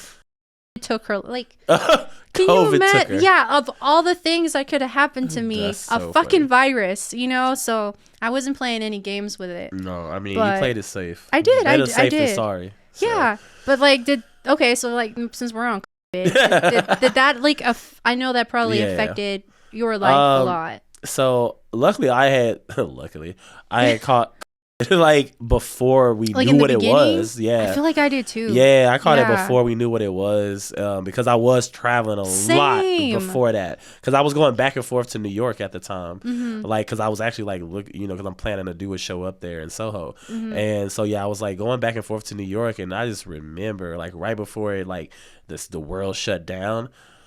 Oh my God. When I say I had never been where something took me out, where I was so fatigued. And I just remember like that shit just like took me out. It was like 7 days. Like all I did was like sleep, and I just felt weak. I like couldn't just, I had no energy at all.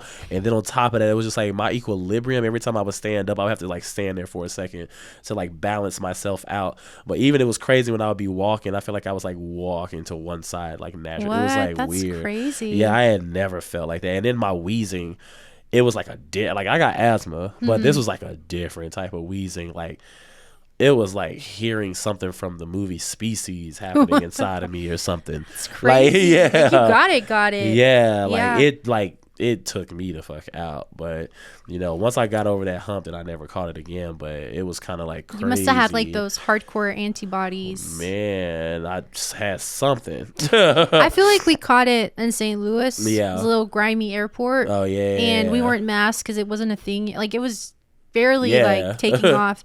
And then we got back here, and then he was sick for like 2 weeks after that, and then I got sick, and I actually had to go to the ER because my breathing was off. I think I had a fever, a bunch of other shit, but they just said I had like a sinus infection because they couldn't even test for COVID. Like it wasn't like a thing yet. Yeah, so I'm pretty sure we caught it like for sure. February 2019. Yeah. Thankfully, and then I became paranoid, like I mentioned. And there's probably footage of me downtown looking like Aquaman or one of those like cartoon characters, like Kenny from South Park. Page for yeah, so embarrassing. But I just was afraid because I was like, this is gonna be the shit that takes me out. No, like you played it safe than played it sorry. So yeah, I would do the same thing. Yeah, so like artistically, other than like when you were sick and missed like work for like 7 days, which is a lot when you work for yourself. Yeah, because time is money. Time is money. Did that like affect obviously too, like other than art, like doing your runway shows and maybe having people come over to try stuff on and stuff? It was crazy because I feel like I almost like made more money online. Yeah, at that time. I feel like which is crazy, but I think that's because I end up designing, like mask. I end up designing like actual like do not touch mask, which is crazy. That do not touch, the concept of it redefined itself once again it's fucking in a brilliant. moment that like was just kind of like wow, like. That's how I knew, like, I mean, a long time ago when I made Do Not Touch, I knew it was like a forever concept that would never end. Yeah. So it's just kind of funny how it resurged in this way. No, I mean, that's, so that ironic. Was interesting. Yeah. And I made a lot of the mask, and the masks were just, I kept selling out and having to like restock and selling out and restocking, like, so that honestly making the mask like helped me stay. That's like, crazy. Afloat. Like honestly, isn't it weird how sometimes like shit will work out when it's not? I'm convinced we're like in a simulation. No, like I firmly 100% believe we're in a simulation. Absolutely. Like, do you really believe it? Because I really believe it. No, because I felt like that myself at first. Like before, I would say like at that time of like. I feel like I unplugged myself out of the matrix is the way I like to describe it. And you feel free, from the social constructs of life in that sense, because now I got the opportunity to I've always had the opportunity to really just work for myself and do and pursue the things that I love and my dreams and things that I was passionate about, but even when I was playing basketball, I still felt very a part of a system. I didn't really feel like how I feel as a designer. I had this completely two different spirits. No, I feel that because corporate designer Missy is not like me Missy now. We're very different people. Not only how we look, because of course I had to keep like I had to do the plain Jane look for corporate, like brown hair. Oh, no. Like what? Just so basic. Like I hate being basic. Like I've always been weird and embraced being weird. So when I had to play nice and get paid well, but I had to play nice. I was like, you know what? Feels like a self. I'd rather hustle a little bit. Yeah. I don't know. Get like, behind on rent. Who knows? Whatever. But at least I'll get to be myself. See yourself. Just eat some ramen, but it's fine. Nah, it's like you rather fucking be homeless than to work for somebody else. Like it's like it's really like for that. real. People like some people don't understand that. Like yeah, it's hard. Yeah, we be broke. But when you believe in something so hard and it's like our sacrifice. It's a calling. Like for me being a designer, I always tell people, I'm like, this shit is a calling because I didn't have to do this. Like just like you didn't have to do what you do either. You could have been secure and safe, like with your cushy job, like with my little cubicle with a steady paycheck, like and health benefits. Yeah, it's like I could have been just fine, just like getting my checks from basketball and like just doing that and modeling and stuff where like I was working, like I could have been, I was fine, I didn't have to do this, but it also was hurting me not to express what I was feeling. Like it feel like it hurts in your soul, right? It hurt to ignore it. Yeah. So that's how I ended up like just kind of not dismissing, but just removing myself out of what was comfortable and safe, to pursue something that felt like free for me.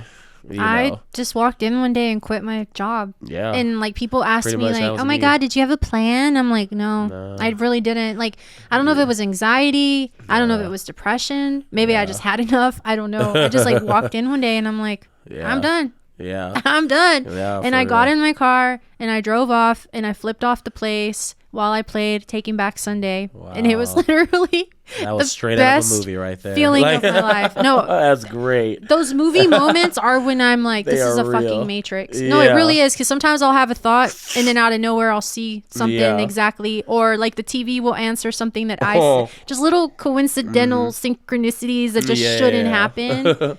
Or, like you really want something and you're like, I'm going to manifest it. And people are like, you're a fucking moron. You can't manifest shit. I'm like, watch me. Watch me work. Dude, seriously, when we were living downtown, and I don't want to talk about it, but we were fucking broke. Yeah. Like broke. We were doing shit with DTX Street, but we were broke. I had like a collection of like potential eviction notices. Like I paid the rent. I was just hella late. Yeah, I feel you. Sometimes we didn't eat, so our dog would eat. Absolutely. Yeah, he'd eat the rice. I'm like, if I don't need to eat, I can go a day.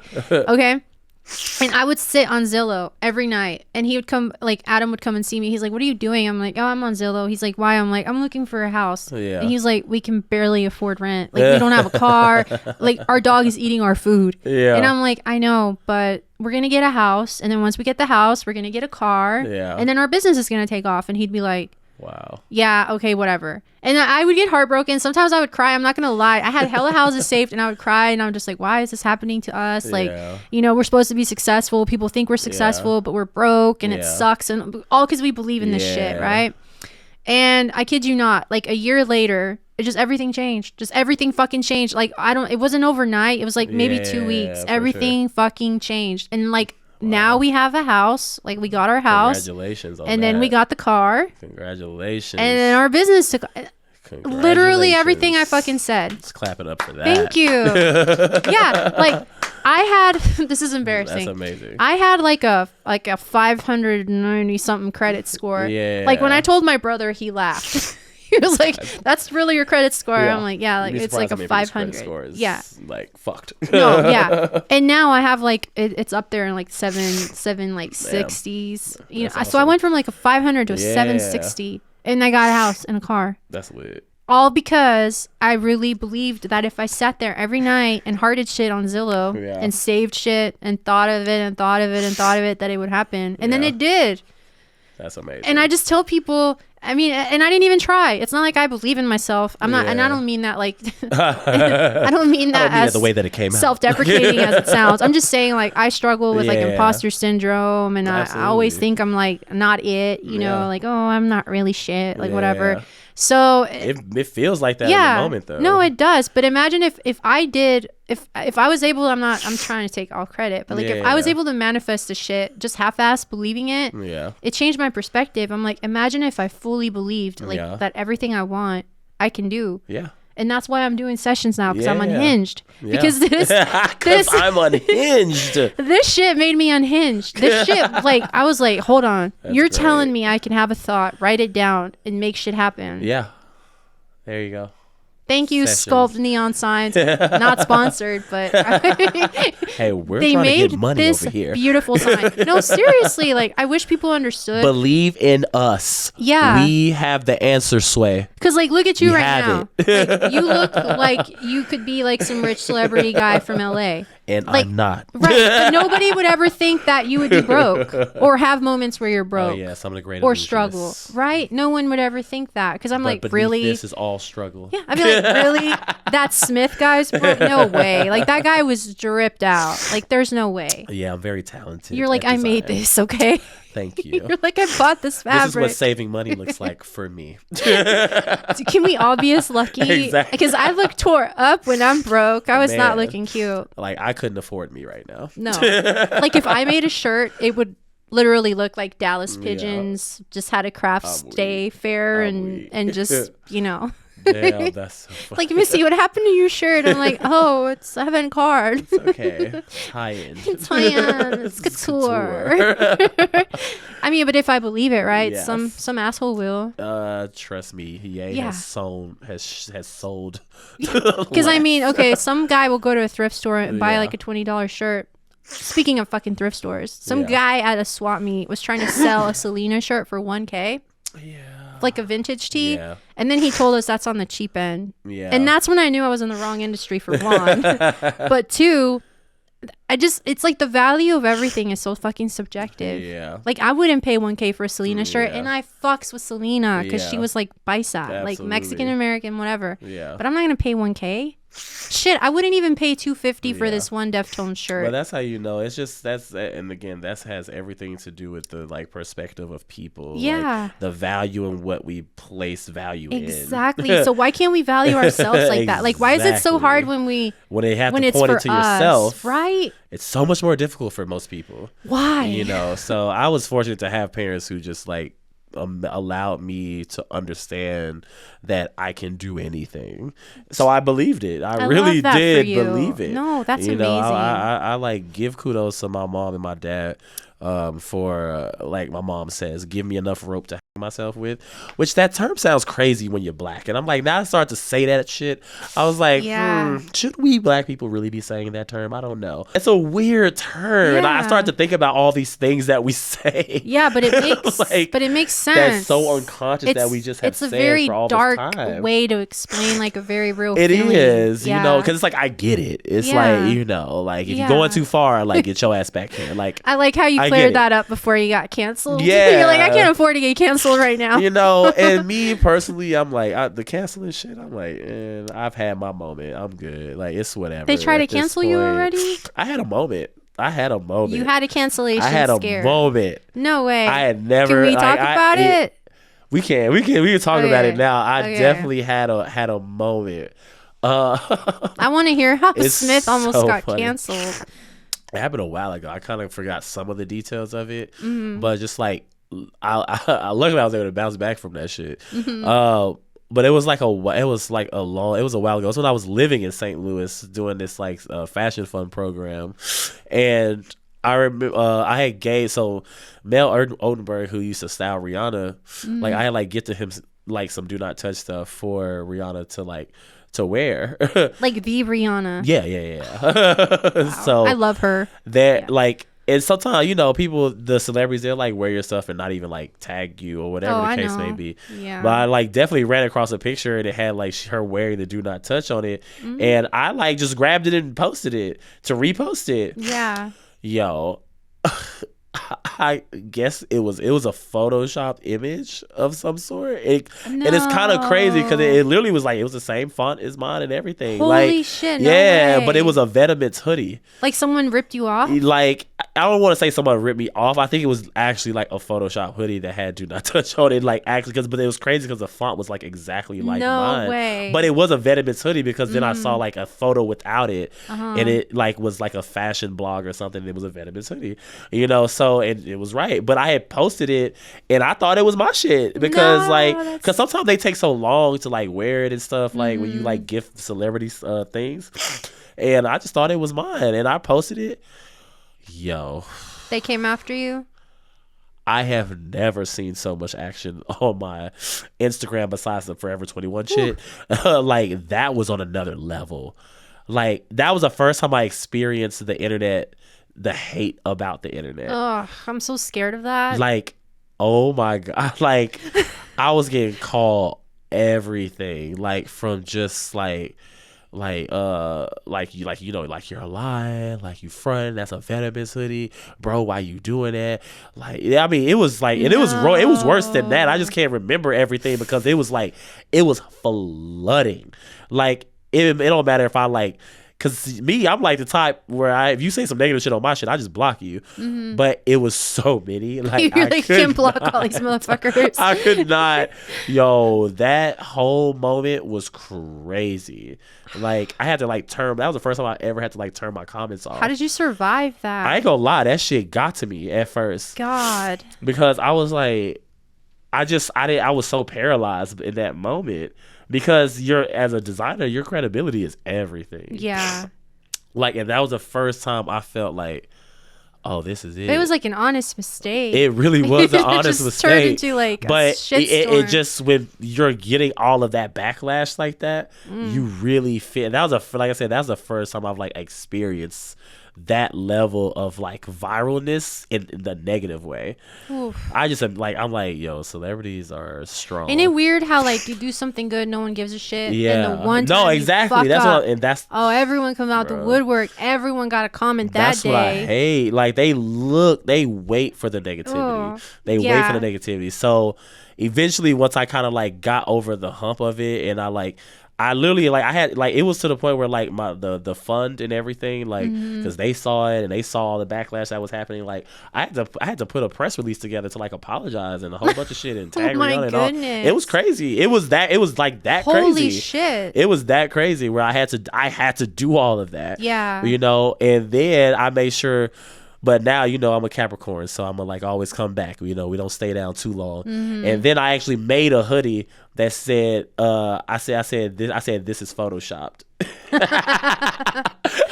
No, the petty is strong with that one. Oh, I came back strong. That was sold out. No, that's brilliant. Yeah, it was so funny. God. And people were like, now that's how you come back. It's so scary. Like, turning a negative into a positive on that level was like, that was crazy, but it just lets me know, like, damn, I really could do anything. We had something similar with like DTX Street, like two paisas, like two brown guys, Mexican, were going at each other in some comments, like nothing even relating to us. Yeah.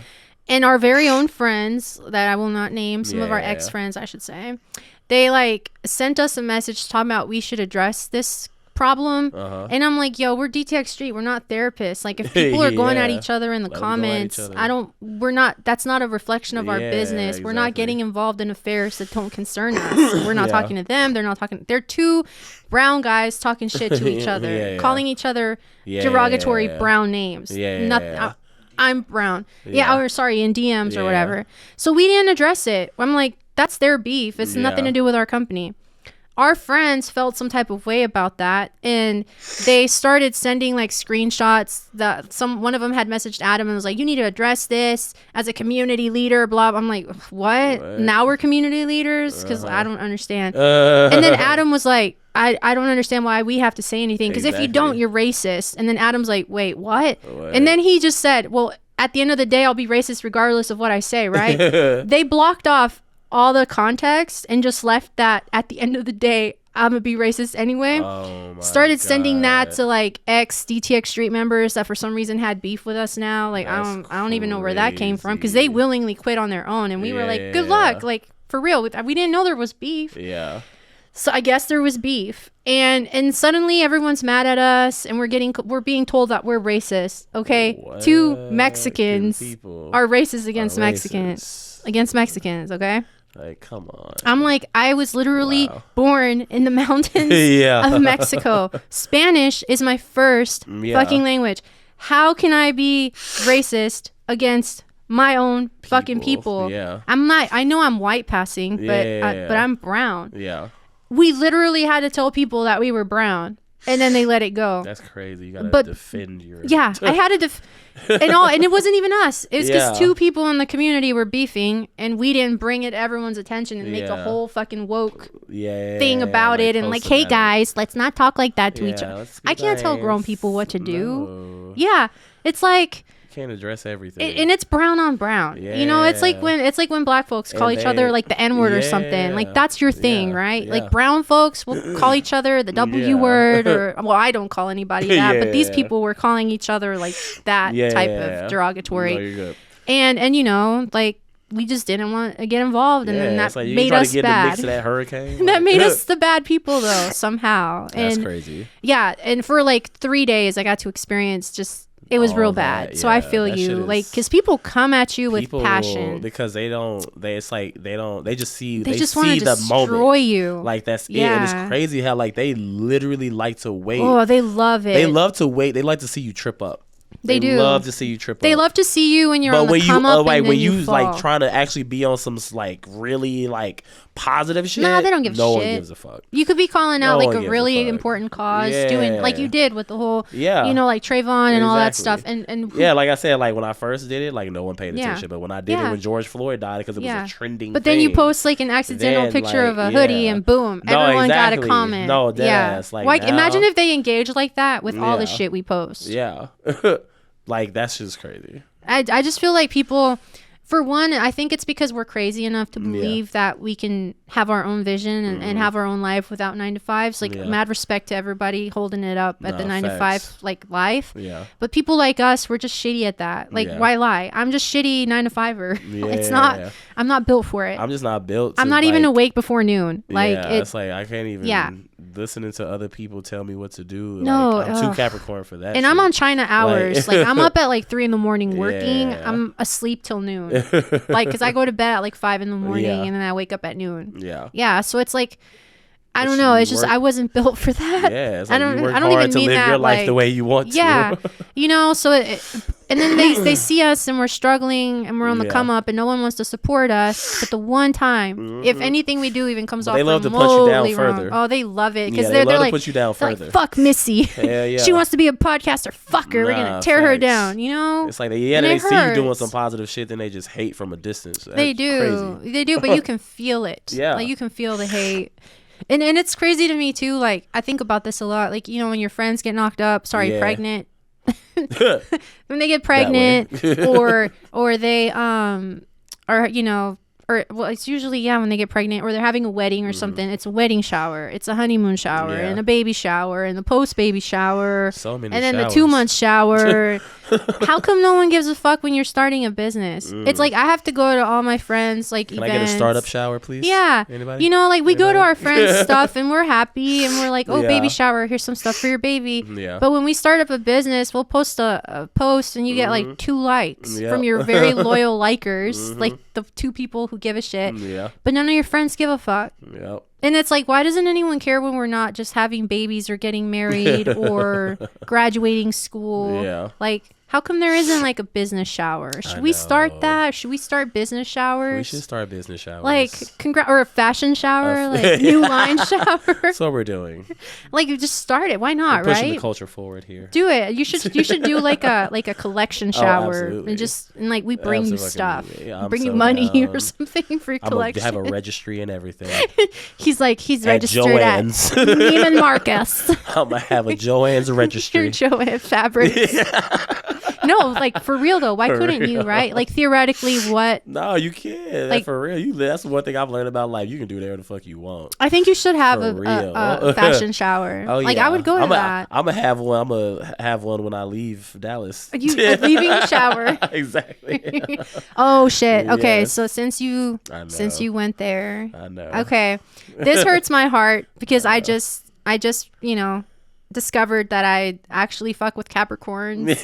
And now my Capricorn friend has decided he wants to leave the beautiful city of Dallas. Yeah.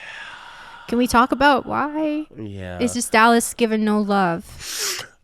Dallas absolutely has gotten me to this point for sure. And I'm so grateful and so appreciative and so thankful for everybody's support, over these 10 years that I've been doing it here. But I think it's just when it comes to trying to scale a business as creative as this one in a city where it's non-existent to some degree.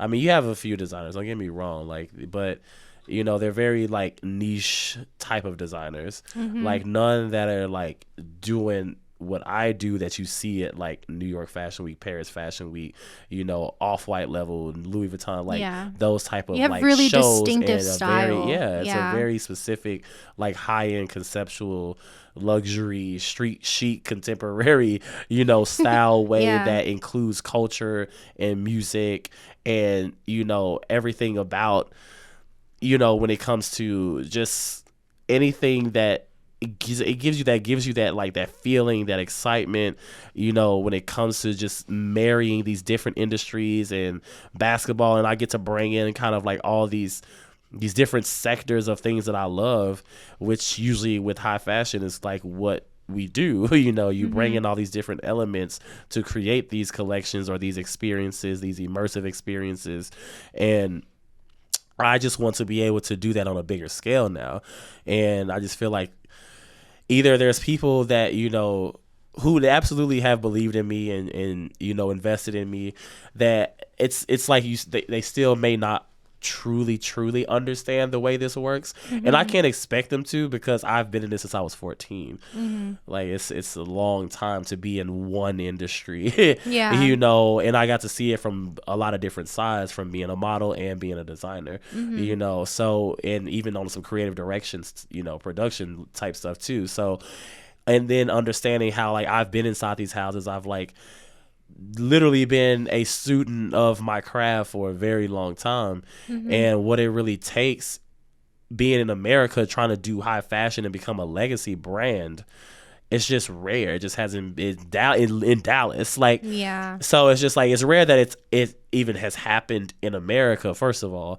And all the major actual brand that are kind of like design houses in America, you know, are Oscar de la Renta, foreign, Armani, Giorgio Armani, Gucci. Because I want to talk about the ones that like their kind of headquarters is here. I mean, don't get me. I mean Armani, he's like in Italy, but he has like a really big like design house in New York too. Like Versace? No. Those Not are all them? like The the European actual houses status? of those houses are overseas. I'm talking about just like the American kind of The brands. Americanized. Like Oscar de la Renta, Christian Siriano, Alexander Wang. Like they're like Americans who like have built like a house or like a company that actually is like a legacy brand at this point, you know, and they're here, you know. So, but they're all in New York, you know, so they're all in New York. It's true. And there's none here in Dallas that, for one, understand that magnitude of the infrastructure on how to even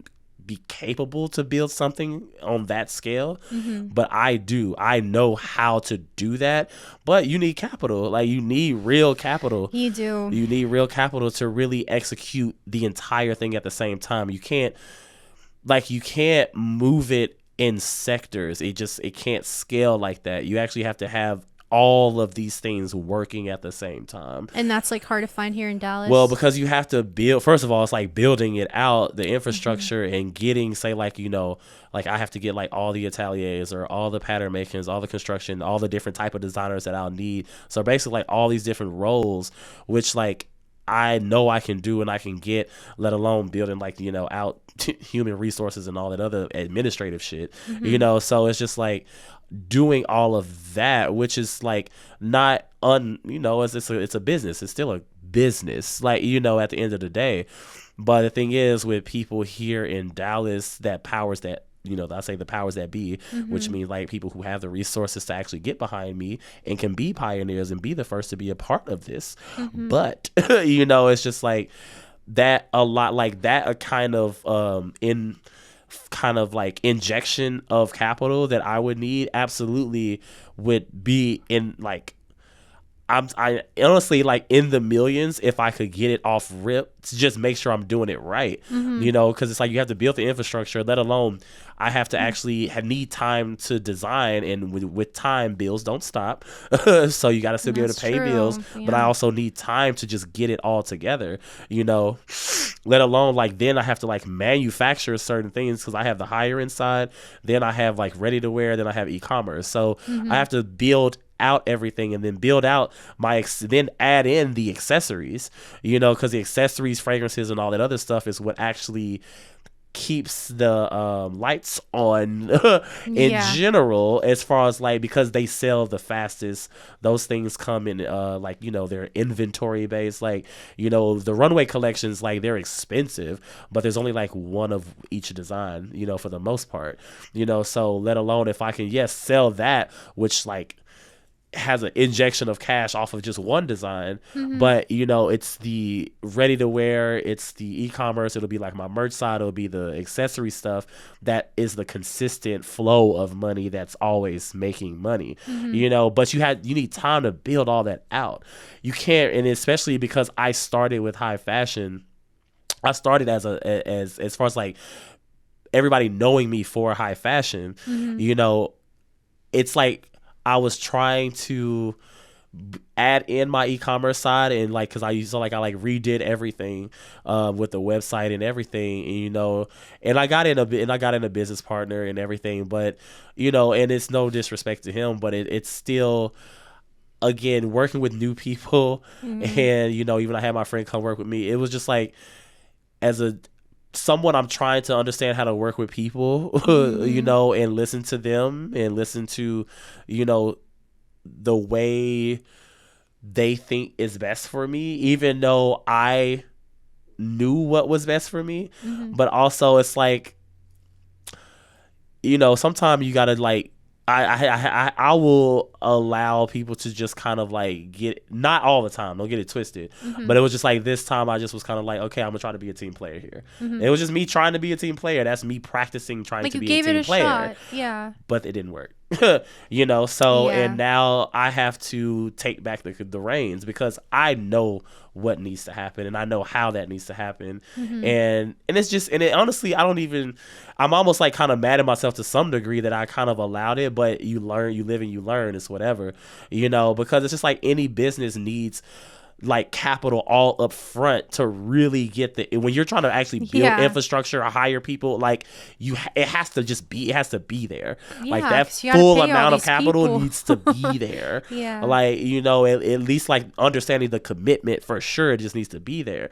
You know, at most it's just like, you know, I would say at least, excuse me, like if I had like 500,000 and maybe something, I would kind of understand how to work with that. I mean, I've worked with less, clearly, but you know, but I just say millions because I'm trying to like shoot for the stars in a way that shot. I mean, because millions, then that allows me my kind of like the limit does not exist mentality, like, you know, to approach it with in a plan that, because I want to be a global brand, not just a local brand, you know, and I'm trying to be a legacy brand. I mean, you were in Vogue. I'd say you're pretty well on your way. And I mean, and don't get me wrong, like that shit's cool, but it's like me, I'm like, literally that's nothing compared to what I know it will be. Or that what you can do. It's like, I know what it will be. I know what it can be.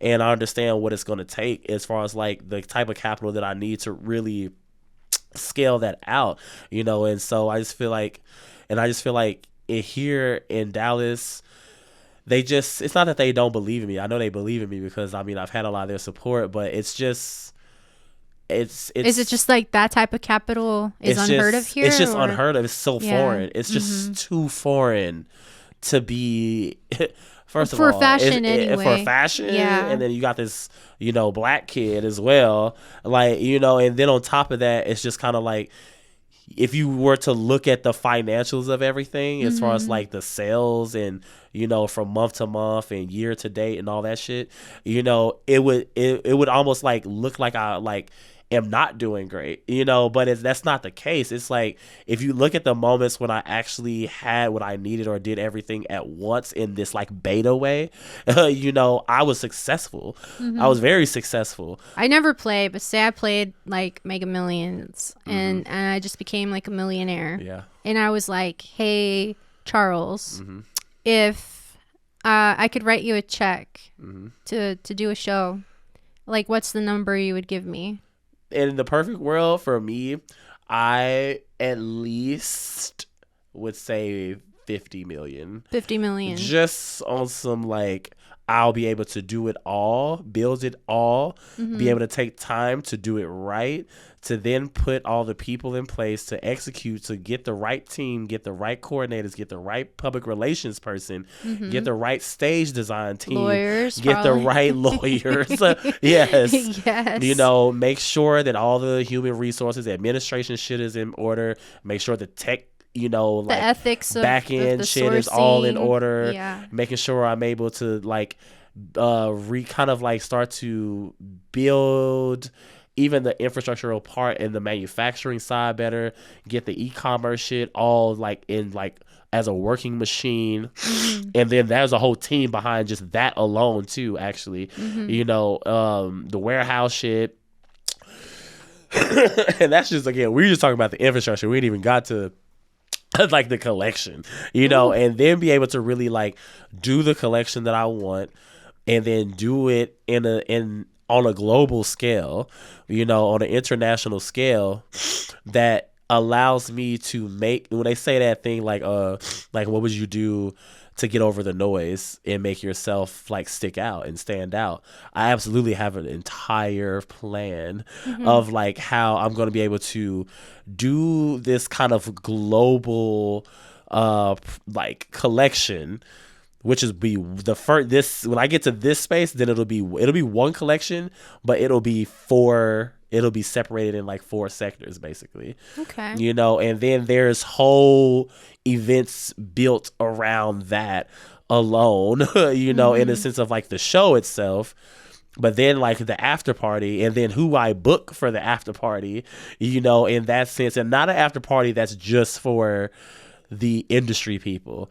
It'll be for industry people and for public to also like attend this. So it'll be like damn near like mini festivals. In the marketing and promotion. Yeah, it'll basically be like mini festivals with like artists that I love that like speak to me, speak to like just my vibe and my energy that I love and that I know other people love, but also that I know on some strategic level will just like, it'll just be unheard of, to do something like that, let alone build out like the merch side for each one of those cities that each merch design like caters to the city in which I'm like actually showing in. And then there's like levels to that, because then I have to sell the collection. So it's just like next day how that's actually sold like for, the industry, the high end clients and all that. And then you have like the merch side, which is more so like for the public, and then have like designs that are created for ready to wear that I don't know if I want to like do stores. I still go back and forth about that, but like at least have it ready for like online and e-commerce too as well, for the ready to wear and like the merch stuff to exist like on the e-commerce website. So it's like there's a whole plan. No, you have it. Sounds like it's a whole plan. Figured out. I've seen it. Like yeah, no, it's like, so I've detailed. Seen it, yeah. And I'm like, and that's just how I'm gonna enter it. That's just the I feel entry. like someone somewhere has 50 mil. That's like pocket change. That's what I'm saying. I'm just like, just... that's just entering this shit. Like, and it's gonna work because I know it is. Yeah. See, I have that problem too, and I call it my Hollywood budget. And I'm like, there's so many ideas in my head. There's so many things I want to do, but I'm on some Hollywood budget bullshit. It's stuff that I realistically can't produce. And I don't have the money to produce it. And I'm also not important enough to go to like Hollywood types people. So you know, it's like the Well, you're curse of important. an artist. Let's not say you're not important enough. I don't like when I hear that. Oh, it feels sorry. weird to me. Ooh. Like, you're very important. I feel like I'm in therapy right now. They're just late to the party right now. I like that. I'm gonna tell that to myself every morning. Like, you're important. Yeah. They're just because late. That's how I feel. Because the moment they be like, "Where have you been at?" I'm be like, "I've been here. Y'all the one that's late." I can't wait to say that shit. Facts. I can't like, wait to say that shit. I can't wait either. Now I'm like inspired now. I'll be like, I've been here. Like, Y'all Smith late. said I was important, okay? Exactly. I can't That's all wait that to say matters. that. Like for real. No, I mean that makes a lot of sense. Yeah. So maybe I'm just not, what's the word then? I'm not visibly on Hollywood's radar yet. Everything is about visibility. Yeah. And that's why I say, like, the strategic plan of what I want to do on this entry scale is because a lot of it will be about the visibility, and it'll erupt the whole fashion industry, because this plan just hasn't been done like that. Like, it really hasn't been done like that. There was only maybe one person who kind of did it until he had like a whole fucking scandal, and it was ASAP Bari from V-Lone at the time, and he had a Nike deal, and he, like, the plan that I'm doing, he kind of was doing it, and on like a global scale, where he was doing like these pop-ups like all over the world basically, and just creating so much motion and so much noise with it. Like, it was crazy. It was amazing. It was super dope for just like culture in general, let alone like for Nike, you know, itself. Yeah. You know, so I was like, and I mean, it was like, I remembered that when I kind of had my idea. Even my idea was like very, like, still very different, but similar at the same time with that. Yeah. In the sense of like, the global kind of presence of that I would like create in different cities and countries and stuff. So. But yeah. I mean, that's like so specific. I think that you have like a clear vision in your head. Oh, that shit's so super clear. Like, if I'm gonna get on my medium Missy manifesting Missy bullshit, like, I really feel like you can make it happen. Oh, absolutely. Which is weird, because I feel like I'm positive and like what's the word? I'm positive and I really believe in other people. Yeah, same. But I don't give myself that same kind of love. I'm very hard on me. Oh. But it's because like my expectations of myself are so high. And you know how it sucks when you know you can do something great, but you almost, it's like your hands are tied because you don't have the money or the connections or the, you know. Yeah, it's like trying to get through that. And it's frustrating. Through that ceiling, you know. Yeah. And that's why, like, you know, me going to New York is like, it's time, you know, now. Yeah. Because it's just Dallas. Your style just looks like New York.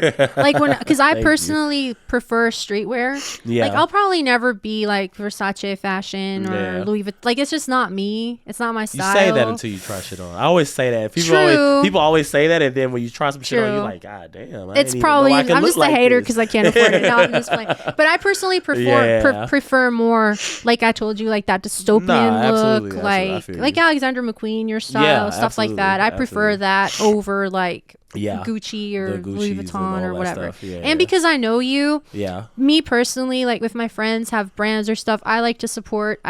Because it's like, I could go give my money to Louis Vuitton. I don't know no one there, and they don't care about me. They probably don't give a fuck about my people. So I'm like, I would rather pay. Like, I'm not gonna complain. Like, I bought the freaking BRB boots or whatever, you know. Why would I complain if I go to you and your hoodie's like $90? Like, is it a lot for a hoodie? Maybe, but it's yours. It's something unique that I can't go buy at the mall. And the quality of the hoodies now are way better than what I have given y'all before. For real? I have to get one of those new ones. Yeah, because the new ones are like, because those are truly like cut and so I got to overseas. Peep those. I feel special. Like these, you gotta get the new shit. I gotta get stuff because that's this actually. You can feel this actually. Let me see. This is actually the same. This is the fabric of it. Like, it's a way better like quality. Soft. Yeah. And then it's like I have this detail I love that I do. Yeah, like, I love in what you do. It's just like, I love these things. And I was able to kind of mainstream this detail that I do in the runway collection in this stuff, you know, which is what I was like. Like, I think these even have like a pocket or something back. Yeah, it's a pocket back there. A little flap or something. Yeah, well, those are actually like the collection stuff, so that's a little different. I like this. Yeah, those are like legit like I think I did. Actually, I did a black version that I have. So they're like one of two. Yeah. So see, it's like I'll pay for this because no one else is gonna have this. Yeah. And it's like my friend made it. Yeah. My No, Capricorn friend. I love Capricorns. No, I'm gonna facts. like make a shirt now. I feel like I owe the Capricorn community. Hey, we out here. Gotta put some respect on That's y'all. all we want. We 'cause just want some love. Y'all do. We just want some really love. do. We really do though. I feel like Capricorns are misunderstood. We are so misunderstood. And I feel like I was a part of the problem. Man. For, like, I was a part of the problem. I was a part of the problem. But I think my problem is I knew the wrong Capricorns. Because y'all, there's levels to this shit. There's levels to this shit. There's levels to Capricorns. That's a fact. Like I saw know? this meme that talked about like an onion and saying that's how we are, like the layers. Like Yeah, our layers no. are real as fuck. They're real. Like they're super real. and I know why y'all vibe with Cancer because Yeah. like I feel like we are very similar. Yeah. In like the way of thinking and one thing I love like about your brand is like I love dark shit. Yeah, same. Like I love morbid. I lean all love the way into depressed. it. Yeah. Like I write poetry and Yeah. it's so dark and love it. macabre and love like it. people would think I'm like on the verge of like offing myself, but I'm not. Like I Yeah. just love to write because that. it's the way you have to. The thing is, people don't understand about like either depressive people or people that or either have been or have the thoughts of. Yeah. I'm like, people don't understand that space because it hasn't been their experience, so they don't understand how to understand it. Yeah. And I'm like, people that are like in that live in that is, and if we actually talk about it, let alone write about it or It's put it out scary. there, Yeah. it's because it's the only way to keep us from doing it. First of all, It is. so and we it have feels to. good to we have get to, that out. Yeah, we have Yeah. to output that because. Having it internal is such a like toxic torment, It and we is. also can go further into that and go Yep. down this rabbit hole. So And even, then also if you try telling someone, Yeah. it might terrify them what you say. So Exactly. you really have no choice but to write it Exactly. and just and then even those that have Yeah. had like suicidal attempts, even like myself, I'm like, people will never understand that moment is just us trying to find freedom. yeah. It's You just like, want the pain to You end. just want the like Yeah. you want to free It's yourself. like it's from not the even that feeling. you want to be dead. Yeah. You just don't want to feel what you just you're don't want to feel because feeling. the pain is so insufferable And it feels that it's like like it's never gonna too end. much. Yeah. It becomes like it literally becomes too much.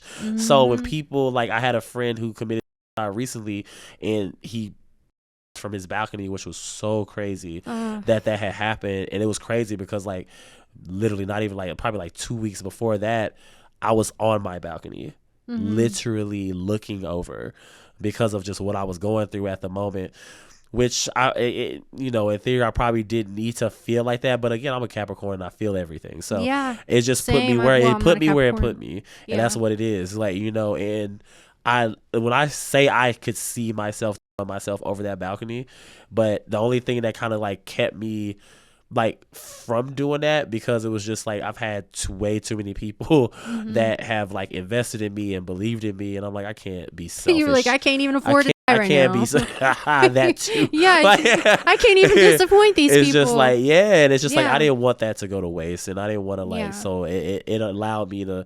I found some refuge in that feeling to be able to like back me off the ledge, like literally. Yeah. No, you I know. mean, So you have then to to. hear like 2 weeks later that my friend, like this is like a real friend, like we've traveled the world together, like type friend, like for real, that that he jumped off the balcony. When I say it was like this feeling, just like the dark of that just showered over me. Yeah. Because I was like, yo, that was literally just me. And in the sense of like, and then on top of that, I just felt like, damn, like why couldn't, it was sad that he couldn't find something to like Anchor back him him. off that. Yeah, to anchor him. That's a anchor perfect him word, here. actually. That's a better word. I hate that word, but because I was in the Yeah. Navy, but it makes No, sense. but that's Yeah. what it is, because Yeah. also that's why we have certain people in our lives in that moment too, that we only can be around because they anchor us from going deeper into the do. void of ourselves. Yeah. So that's why I say I like that word better, because anchor No, is it's the a good perfect word. for I that. feel that. Yeah. Like I had it was like around 2018. I was Yeah. going through some tough shit. And I actually was like, I mean, I would literally wake up and Adam would go to work and I would try to sit there and plan my unaliving. Yeah. But I was actually trying to plan it to where it wouldn't be so traumatic for my Yeah. loved ones. I was like, I don't want it to be messy, but I don't want it to be either, but I don't want to either, because if I take a bunch of on my up, but if I'm in the tub, I'm gonna prune, and that's gonna be creepy. Yeah. But if I do this, it's gonna, and that was literally what would stop me, was the idea that like I couldn't find the cleanest way to do it, the cleanest fucking way. Yeah. And then I just started writing, and because I would try to talk to people about it, but you know how it is. You like tell somebody something dark, like. Yeah, because I had this thought today, and they can't, because not everybody knows how to be there for people. Right, that was like another thing. They'll be like, "Oh my god, you're weird." I always tell my friends, I'm like, not everybody knows how to be there for you, because for me, it's just like I don't need advice. And you gotta understand, not everybody needs advice. Yeah, they just need your someone. presence. Yes. They're like, who can sit in the dark with me in this moment and just tell you, and don't do your that. presence is the anchor Yes. that keeps me from going further. Yeah. Not necessarily you talking right now. Like I don't need the lecture. Yeah, I don't need a lecture. All. I don't need advice. I know what to do, but it's just like I just need you to know you're here. Your presence, so it's like I'm not going to do this in front of you, so I know that. Like, it's something about that kept just me. Like, and then I started writing about it, yeah. and it felt so good. And like I'll read my poems now, and they're dark as shit. Like I feel like if someone read them, they'd be like, "Whoa, Missy, let's take you to therapy." But I need that. I need to be able to do that. Yeah. So I love like, and it's not that I'm like in that mentality, but I find so much beauty in like pain and darkness and tragedy. I find I don't know so why. much light in darkness. There's a lot of love there. Yeah, because people a lot of like passion. Yeah, absolutely. Because the thing is like understanding how to navigate the darkness or dark space, like it's really light in there. There is. There's good intentions behind it, and some people just find comfort in that spectrum of life, and it works for certain people, and some people can live in the light on a daily basis, like and I'm not one of them. I'm not one of them either. Like it's just not how I'm wired. It's not I feel like I'm just a sad person, and I don't mean that like in a degrading kind of way. I mean I just have like a sadder soul. Like I feel everything. Everything affects me like emotionally. I really like, I love people. I connect with people. I can be petty or whatever, but it's like I don't know. There's a sadness also, I think, to like understanding life. Because everybody's aura in like Chic is so see different. That shit. Yeah, I can feel energy too. So, like, because yours might be like, I have like a friend who's like that too. Like hers is like definitely like sadness, like every day, like on some everyday type shit. Some Lana but it's Del like Rey. it's her aura. It's the chi of her. It's that. It's this. And I feel like we're not all meant to be ponies and unicorns. Because my shit is rage. So my shit is red as fuck. Even like my like colors are red. My like birthstone is like like crimson red. Like it's and it makes sense. It always makes sense to me. It always makes, and it's crazy. Even like my like they say my spirit animal is a snake, and it's crazy how I've always used that in like on my invitations, like the snake, the Ouroboros that's eating itself. And you're an earth sign too, right? Huh? You're an earth sign. Capricorn. Yeah, because I'm like a Capricorn, Aquarius, which is interesting. So your Capricorn is earth sign. Yeah. And Earth is chaotic. Yeah. Earth has volcanoes and tsunamis. I'm a water sign. I'm unstable as fuck. It is what it is. Why? And I'm like the mix of both. Like, 'cause it's like I can be I'm very grounded, but I also go with the flow. Yeah. Like, and they said that's why earth signs and water signs get along, because absolutely. like earth and water, we're like the fucking elements like, of the earth. Yeah, like we're working like, together. And when we work together, we can fuck some shit for real up. though. My best friend in New York, like when she even like came here for the little bit of time that she did, like me and her like worked perfectly together. Like literally she's super Aquarius as fuck. Like but like I can, because it's like it's not just like the working, it's just like we can be around each other and be saying nothing and be totally comfortable being around each other. Yeah, I love people like that. Yeah, like I hate those friendships where you feel like you got to entertain constantly. Yeah, like sometimes I don't want to fucking talk. Like, can we just watch this movie and facts. like eat? No, literally we'll be like watching movies, we'll like be talking about life or talking about like our ambitions, our goals, or what she wants to do, even with like a podcast. Like we talk about like everything. We talk about everything. We've been there for each other for like everything. That's a good friend app. I've like 2 or 3 friends like that. Yeah. And I feel like everyone should have a friend like that, and I don't think that everyone does. You need that support, man. Yeah. It's hard living this life. Living shit ain't easy. Being a human, and I mean that like because I'm stuck here right now. I don't know where I came from. The UFO left too quick. I don't know, but for now, being a human is rough. No, it is, because it's there's so many things you got to deal with. We're complex. With yourself internally, externally. Then you got to deal with people who are disappointing in so many different ways. And then you got to work just to live. And then you got to work. And then in America, we work to live. We don't live to work, excuse me. We live to work. We don't work to live. Yeah. Because overseas, they fucking work to live. Oh, they appreciate their time off. Yeah, they fucking, it's slow as fuck over there. Not they here. Love it. Certain parts. That's like when I go to Mexico, the pace there is so chill compared to here. I'm like, damn, I could have grown up here. Nah, man. Seriously. Because it's like, I wish we could live like the way, they live over there with that pace, that different energy that's just not so commerce as fuck. Everything here is such an agenda. Everything. No, okay, so you've been in this for like a decade, like you mentioned. That's crazy to say. Did you go to like college and study fashion, or were you self-taught? Yeah, no, I mean, I was self-taught in regards to just like the entirety of this shit.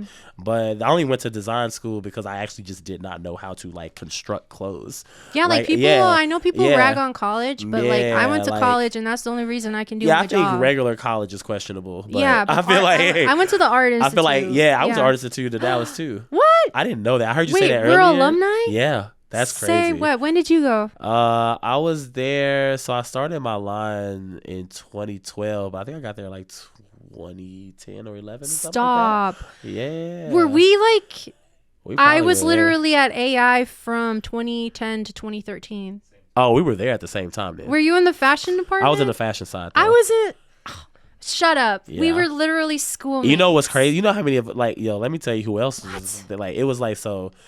My boy KJ Moody, like he went there too, and he's like Beyonce's stylist, but he's also related to her too. Oh, but he's also like Beyonce's stylist though, like on a day-to-day type shit. Like and it's crazy. Even my friend like Taylor, like we were like kind of like it was crazy because I was kind of a loner. I've always been like a fucking loner. I didn't really talk like to I always would get to the art institute, go into the cafeteria downstairs, buy them damn cookies, and sit in the corner by myself. I would just be this kid in all black. Just how all did the we time. never? I don't know. I can't believe we went to the you know same who else school. went there? Blair Caldwell. Y'all know who that is? I know Blair. Yeah. Okay, who else do you know from AI? Hell, I don't. I'm talking. Well, I'm thinking about like I guess everybody that like. Did you know like any photographers or? Blair was the only photographer I think like I knew, but I knew him before.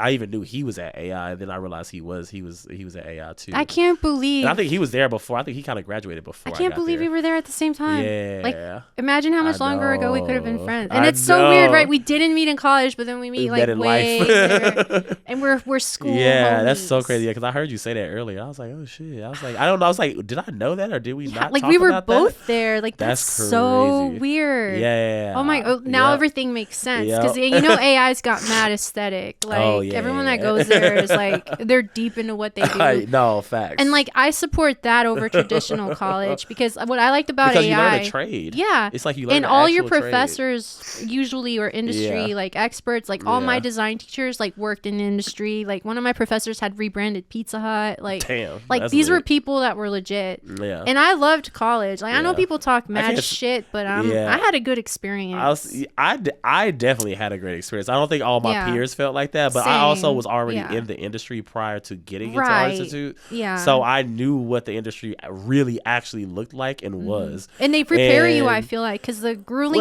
schedule for design in Dallas in the United States. Right. Well, also your fashion you to design. Work in a factory. And then I'm graphics. Yeah, the way the teachers kind of prepared the design students. Yeah. Because a lot of them didn't work in the higher levels of it. Right. I was already in the higher levels of it, like from a model, being a model and shit. So I literally saw how all this shit worked. So I was going into it, and some of them knew that, and some of them didn't. The teachers definitely didn't know like my, like I guess I don't know, like experience. Like they didn't know, like they didn't know who I was or what I was doing and shit like that. So it's kind of like. interesting hearing them. We and, had like, to have made eye contact at some point. He said we had to have made eye contact. We had to have. I'm pretty sure we did. I had a short bob. I was the kid in all black all the time. I had a short bob and my hair was blonde at one point. Then it was rainbow. Then it was blue. I'm pretty sure we probably crossed paths. I know we had to have seen him in the cafeteria. But we were down there all the time. I would just be in that motherfucker by myself. And then eventually I made friends with KJ. Then I made friends with Taylor. And then we all became like this. Wait, kind of like Taylor? group. Yeah, Professional Tay. She was an AI. Yeah. Stop right now. We were all in there. We were all in this at the same time. We was all in there. Yeah. How they? The Matrix. I'm telling you. We were all in the same class. We were literally all in the same classes together. She's studying fashion too? Well, you know, she started doing earrings and stuff at the time. I think she's like working for somebody right now, but yeah, she had studied fashion design. She was designing kind of like menswear stuff. And it's so weird because the crossovers were real. Like we got to work with some fashion designers sometimes. Like I got to help them like with their branding or whatever, because you know they wanted us to learn like because in the future they'd be like, as a graphic designer, you're gonna bump into photographers. You're gonna bump into. I wish I would have got to work with that side of the department of the school. Yeah, like they honestly. pushed us to like mingle. Because I think they were teaching us networking and then for graphic design, we our kind of schedules talked about networking, were like but I think grueling. I was like already heavily into knowing how to network and shit. No, so I didn't know nothing. When I went to AI, I knew how to use Photoshop, and I say that loosely because I found out like I didn't know what the fuck I was doing. So I had to learn all my software. I was like a blank slate, and I think that's what I appreciate, because I didn't go in there with like my own like you know, because some people that were in design had already done shit, you know, and they were set in their ways, and they, even though it was wrong, they're like, well, I've done it like this for 15 years, you know. Okay, so now that I learned that we're classmates, which is pretty cool. That's cool. We just never met. We probably did, but you never know. Okay, so recently-ish, you were on OFTV. Oh yeah. And a certain someone won a competition. Yes. Like you freaking won. Yeah. What was that experience like? Because it's like a reality show, right? Yeah. It actually was. Like OnlyFans TV. It was the OnlyFans Creative Fund. Was the title of it, and the judges were Luxury Law, who was like top stylists like in the world. You know, if you know Zendaya, if you know Lewis Hamilton, if you know Jared Leto, like he styles all of them. Jared Serena Williams, I mean, the list goes on. And then there is Maeve Riley, who's also a stylist. She styles like Megan Fox. She styles quite a few people too. She styled like Kendall Jenner. She's like styled quite a few people. Nice. And then you got Sir John, who is a makeup artist, and that's Beyonce's makeup artist. You know, so we had some very reputable judges on that motherfucker, you know, for sure. But yeah, so being able to be on that like show is kind of interesting, because like my best friend from New York, who I was talking about, she sent the link to me to like fill it out. Apply? Yeah, to apply for it. And it was crazy because I was kind of like so over applying for those designer competition shows, because I was supposed to do like Making the Cut. I was supposed to do Project Runway and then hit, you know, so it's like I didn't end up doing those or getting those shows. And so and those application processes for like Making the Cut, Project Runway are so extensive. And then the Project Runway and Making the Cut, like Project Runway, I ended up going all the way to like LA and literally presenting myself in front of like 30 producers or some shit like that. Yeah, like a room full of like just produce like that's so scary. Like if you don't know how to speak and just kind of like be a little stoic and compartmentalize your thoughts, it'll intimidate anybody I think for the most part. Luckily everything I've ever done was such a like spectator sport, so to me it was a breeze for me, you know, in that way. And then like Making the Cut, I went all the way to Chicago to do like the casting. And this is all on your own expense? No, they paid for okay, flights. that's cool. They paid for the flights and stay and gave us like eating money and all that. I always shit. wondered that. Like, is that all on you? No, like, I mean, because once you apply, because there's a certain, that's like the semifinals final round, you know. So once you get to that point, like they'll pay for all that shit. That's pretty cool. But yeah, so. And it's just that whole process was just, and I didn't end up like doing those shows, and so I just kind of felt just like, and I just was feeling so defeated. I was like, bro, I'm tired of filling out these damn applications for this shit. Dude, there's one called Next in Fashion. The Next in Fashion that shows on I Netflix. could like see you on that. The guy that just won last is called Nigel Xavier, or no? Because I did watch it just to, because Yeah. I'd be interested in just seeing how they I love those do shows. each shows, and they had like Yeah. one on like HBO Max too. They had like Offset as a judge, and I think I know what you're talking about. they had like a few. They had some This dope one, judges the on next that in one. fashion, I liked it. I like Nigel's Yeah, no, collection. it was cool. I mean, because I know the last one, I think they had like Gigi Hadid as one of the judges, right? Yeah, that's the one I watched. Yeah, I'm not like a, I yeah. don't know about her, but But yeah, no, and it's cool. Like, you know, it's just I don't like again. This is why I don't work for people. no, I feel that. I feel that. Like people telling me what to do. I just feel like you would win that show. It's just like next in fashion. I barely did the OnlyFans one. If it wasn't for my friend and me, kind of like having my like don't give up attitude, I almost like did not feel But that you shit out. won that and shit. it's so crazy how it happened fast too. Yeah. Like I filled it out and like. Maybe like a few days later or a week later or something like that, then I heard back saying that like I made it to the next round, and when I was available to do like a Zoom call with the producers, and then got on the Zoom call with the producers with Adam and Samantha, they were so great. Like the whole process, they were great. And then they liked they liked me on the Zoom call, and then I made it past that part, and they asked me was I available to come to LA to film the show and be a part of the competition. Sick. And we was out in that bitch. That all happened within like a 2-3 week span. That's so crazy. It happened fast. I always wondered the timeline too, like how long that these happened competitions fast. last. It happened pretty fast. Did y'all all have to stay in like a house together? I mean, we or- stayed in the hotel. Oh, So we all okay. had our own rooms. And not like the whole like, this ain't no real world road rules type shit. So did you like that other than like you know? I mean, because the thing is, I know how to be on like camera in general, you know. So it's luckily modeling and basketball kind of. It's funny how You're, like my like, life prepped for trained this. me, Yeah, and like press training. It's like I'm so like overly trained for like all those type of things, and then also because I work in the industry too, like I know the behind the scenes. You gotta parts. be charming. So I know how to like play the game, and I know how to like not play to that producer magic shit where they try to like put you in uncomfortable situations possibly, you know, because now it's reality TV, so they gonna try to get ratings and shit and create some type of drama or whatever. I always or wondered if create the dramas situations were real, that you know? like put you in these like situations to make you like flare up, you know. So and it only had like one moment like that, which did not make it in the cut of everything. Okay. But I definitely had a moment where I was like, because they didn't have like all the materials, and then the machines were old as fuck, and I had to like, it was just like, and then they didn't have black thread. I was like, what the fuck? Had a I was like, moment. why are y'all like? I was cussing and shit. I was like, all right, y'all want to play with me? All right, And cool, they didn't y'all put got that in me. there. Nah, they didn't put that shit in Nah, there. sad. I wish maybe they'll put it in like a like an uncut. It's been real past done. Like, I was like, maybe they not they'll putting put that it shit in like out a at little. all. Yeah, they ain't putting that out. But yeah, so then got there, and then it was funny because like every day I was before, like anytime I like woke up, I was playing that song from Beyonce's Lion King album. It was like, I think it's like the first track, called like what was it? You're part of something way bigger. It was called Bigger. Bigger. Yeah, it was called Bigger. I haven't seen Yeah, the it's new called Lion You King. Called It Something Way Bigger. Like I was listening to that song like every day before I got to set.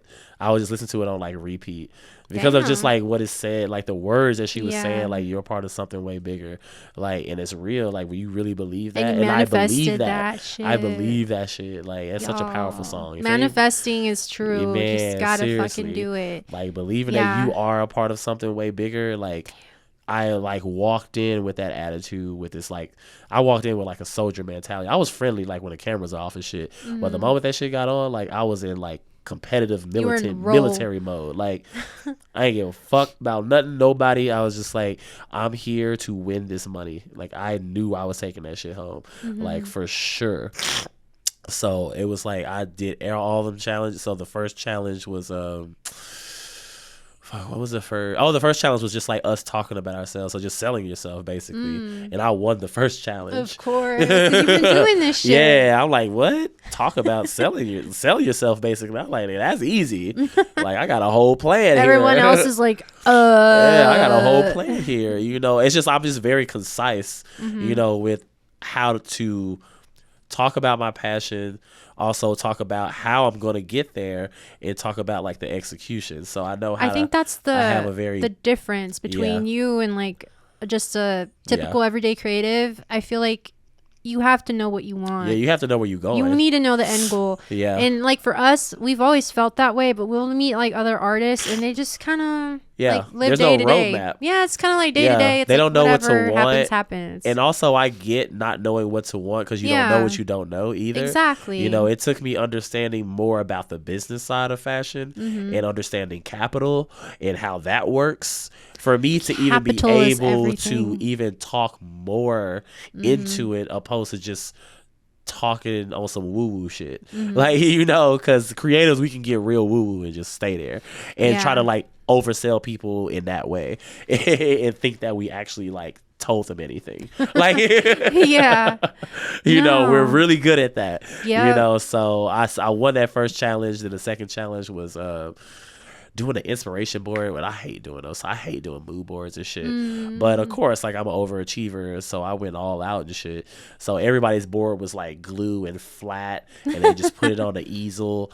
Like my shit, of course, I'm different. Of course, I make my board 3D basically.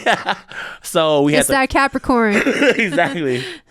So, cause they give you a certain amount of like, I guess, inspirational photos, and then so we had to like make a mood board for a client for a design we would make specially for Francesca Farrago, who was our host. You know, so we had to like create the story of that and then explain to them like what they would be wearing. Me, I don't like mood boards because it's just not my thing. Yeah, you know, I can do it the way I want to do it, and that's what it is. So I made a sketch of the exact design so that way I'm not just telling you a bunch of like moody shit vibes. Like, you know, I just wasn't vibing you the fuck out. Like, I was just like, well, this is what you're going to be wearing, and these express the essence and the energy in which you will exude when you walk into that motherfucker. So, and then on top of that, my mood board wasn't flats. They were like up. This like is why you won. Literally just like this. That's cool. And I feel like I think they purposely didn't let me win that one because it was like, then I just would have won the whole fucking thing. Yeah. Like no one would have won anything. Like, you know, so they pick somebody else to like win that one, to win the second challenge. And then the third challenge was taking thrifted items and reimagining them, re-engineering them. That's pretty popular right now. Yeah, a lot of people. Like a lot of people been doing that for a long time, for sure. And so, of course, you know, again, doing like shows like that, any reality show that's a fashion design show, like you don't have time to experiment trying to do new shit. You go for what you know. That's solid advice. Like, go for what you know. I think that should be like advice for anything in life, because you know? you got to remember, these millions of people watching you, they don't know you. That's true. So this ain't the moment to try to prove like yourself on some new shit. Wheel. Yeah, no, this is the time where you show people who you are and what you do. Exactly. You know, so I took a black hoodie and I cut that bitch in half, and I made the hoodie like a backpack crop top hoodie. So because there's two parts of the challenge, so I made like a backpack crop top hoodie, and then I made the bottom like a skirt, which I put like an elastic on it to cinch the waist. I think, did you share that on yeah, I put it on. I saw it I mean, I shared all that stuff like on my social media. I'm pretty sure I saw that. Yeah, it looked pretty and I made cool. the bottom like a mini skirt, you know, with like the with the little pocket with thing, the little right? like kind of elastic details on the side to kind of like complement the elastic around the waist. And then on the hoodie, I had like those rings right there, like on the hoodie, like cuff, right, like right above the cuff actually. And then I put these created like a backpack strap on the back, so that way when she like takes off the hoodie because she's hot at Coachella or some shit, that she can just like turn it around and then wear the hoodie. So you know, like it's a hiking backpack, right? Because they had like a strap where you can cross to like tie it up so it stays secure. That way, if you're like jumping around and shit, it doesn't fall off. Yeah, no, that's brilliant. So, and then you don't have to hold it in your hand like annoying lump. Exactly. I wish I would have had that when I was raving. I would have. No, fact, like so many people wanted it. It was so funny. Do you have it? Did you get to keep it? I still have it. Yeah, I could. I kind of like took some of the like things off because I was like using the rings. I was like, let me just. They're just sitting there. I need to like reuse Would you? So would you say that this is a particularly memorable moment in your career, or are there like other moments? Because it was the first time I finally, it makes it, usually like you always feel like you go through life like you just lose all the time, bro. Yeah. That's why I cried. I know a thing or two when they about told me that I won. When they told me that I won, so emotional. I fucking cried. It just felt like validation. Finally. Yeah. Like, because it's just such a long journey. Like, this shit is hard, man. And that's how I like literally said that shit too. I was like, this shit is hard. Like, it is. Even though, like, it's just. Because when you get beat down, you're somehow still supposed to stay positive and believe in yourself and keep going. Yeah, standing tall while being beat on is tough. It sucks. I know a lot about that. Yes. And then you have to be confident when you don't feel confident. Yes. And you got to, like, stay steadfast and just.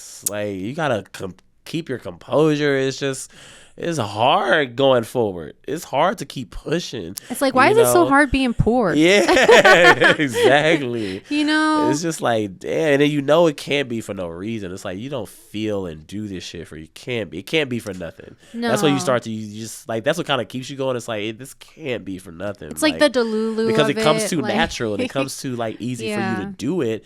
But it's just like, damn, when am I gonna see like the benefits? Like of like it's this like shit? When is everyone else? Yeah, or when everybody else is gonna see it, doing. And really like start to like respect you, like without you dying first. Exactly, without you dying. Like first I want to be alive when y'all love me. Yeah, I want my flowers when I'm up above the ground. And don't even talk about Missy lit up the room. Y'all know I didn't light up no damn room. I was dark.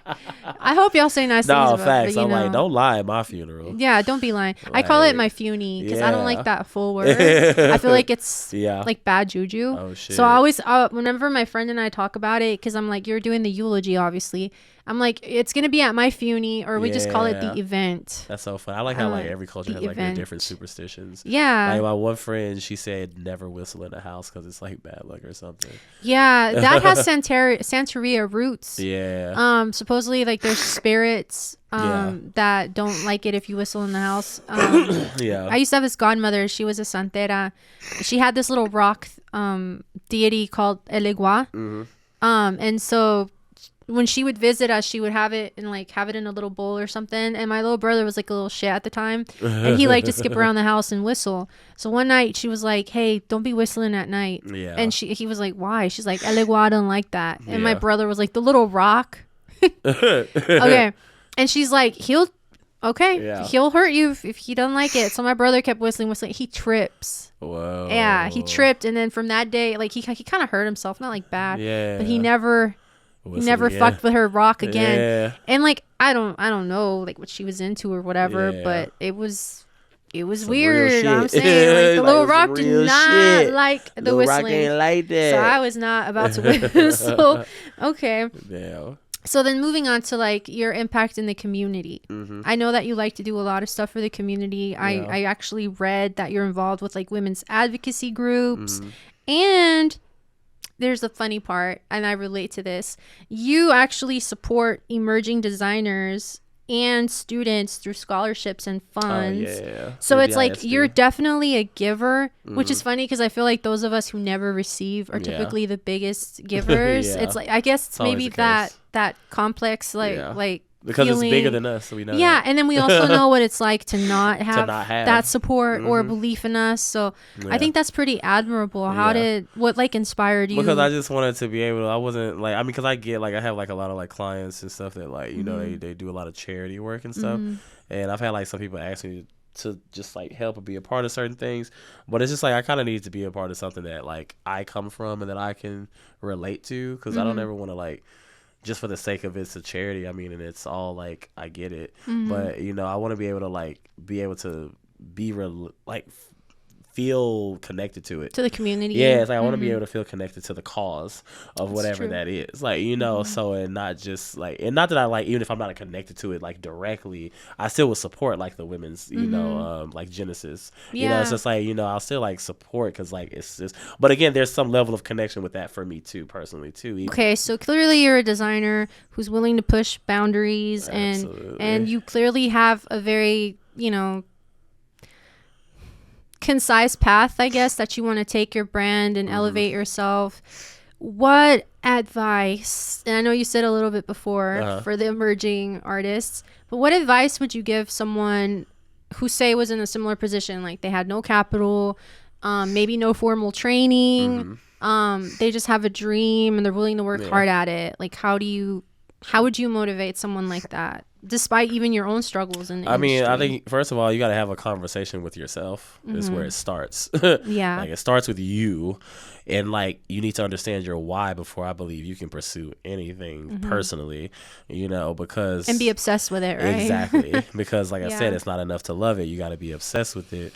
Because it's just like, because when it gets hard, the why is what's going to bring you back and keep you from quitting. Oh, trust me, I've wanted to quit this shit so many times. Exactly. And there's days where I think I'm gonna quit, and then the next day I wake up out of my temper tantrum, and I'm like, oh, no, for real, because we're gonna have moments for sure where we quit today. Yeah. I'm emotional cancer. Yeah, it's like I give up today, but not like indefinitely. Eat like ice cream and just sob and feel sorry for myself, because I need and sometimes it might be a few days, to be honest with you.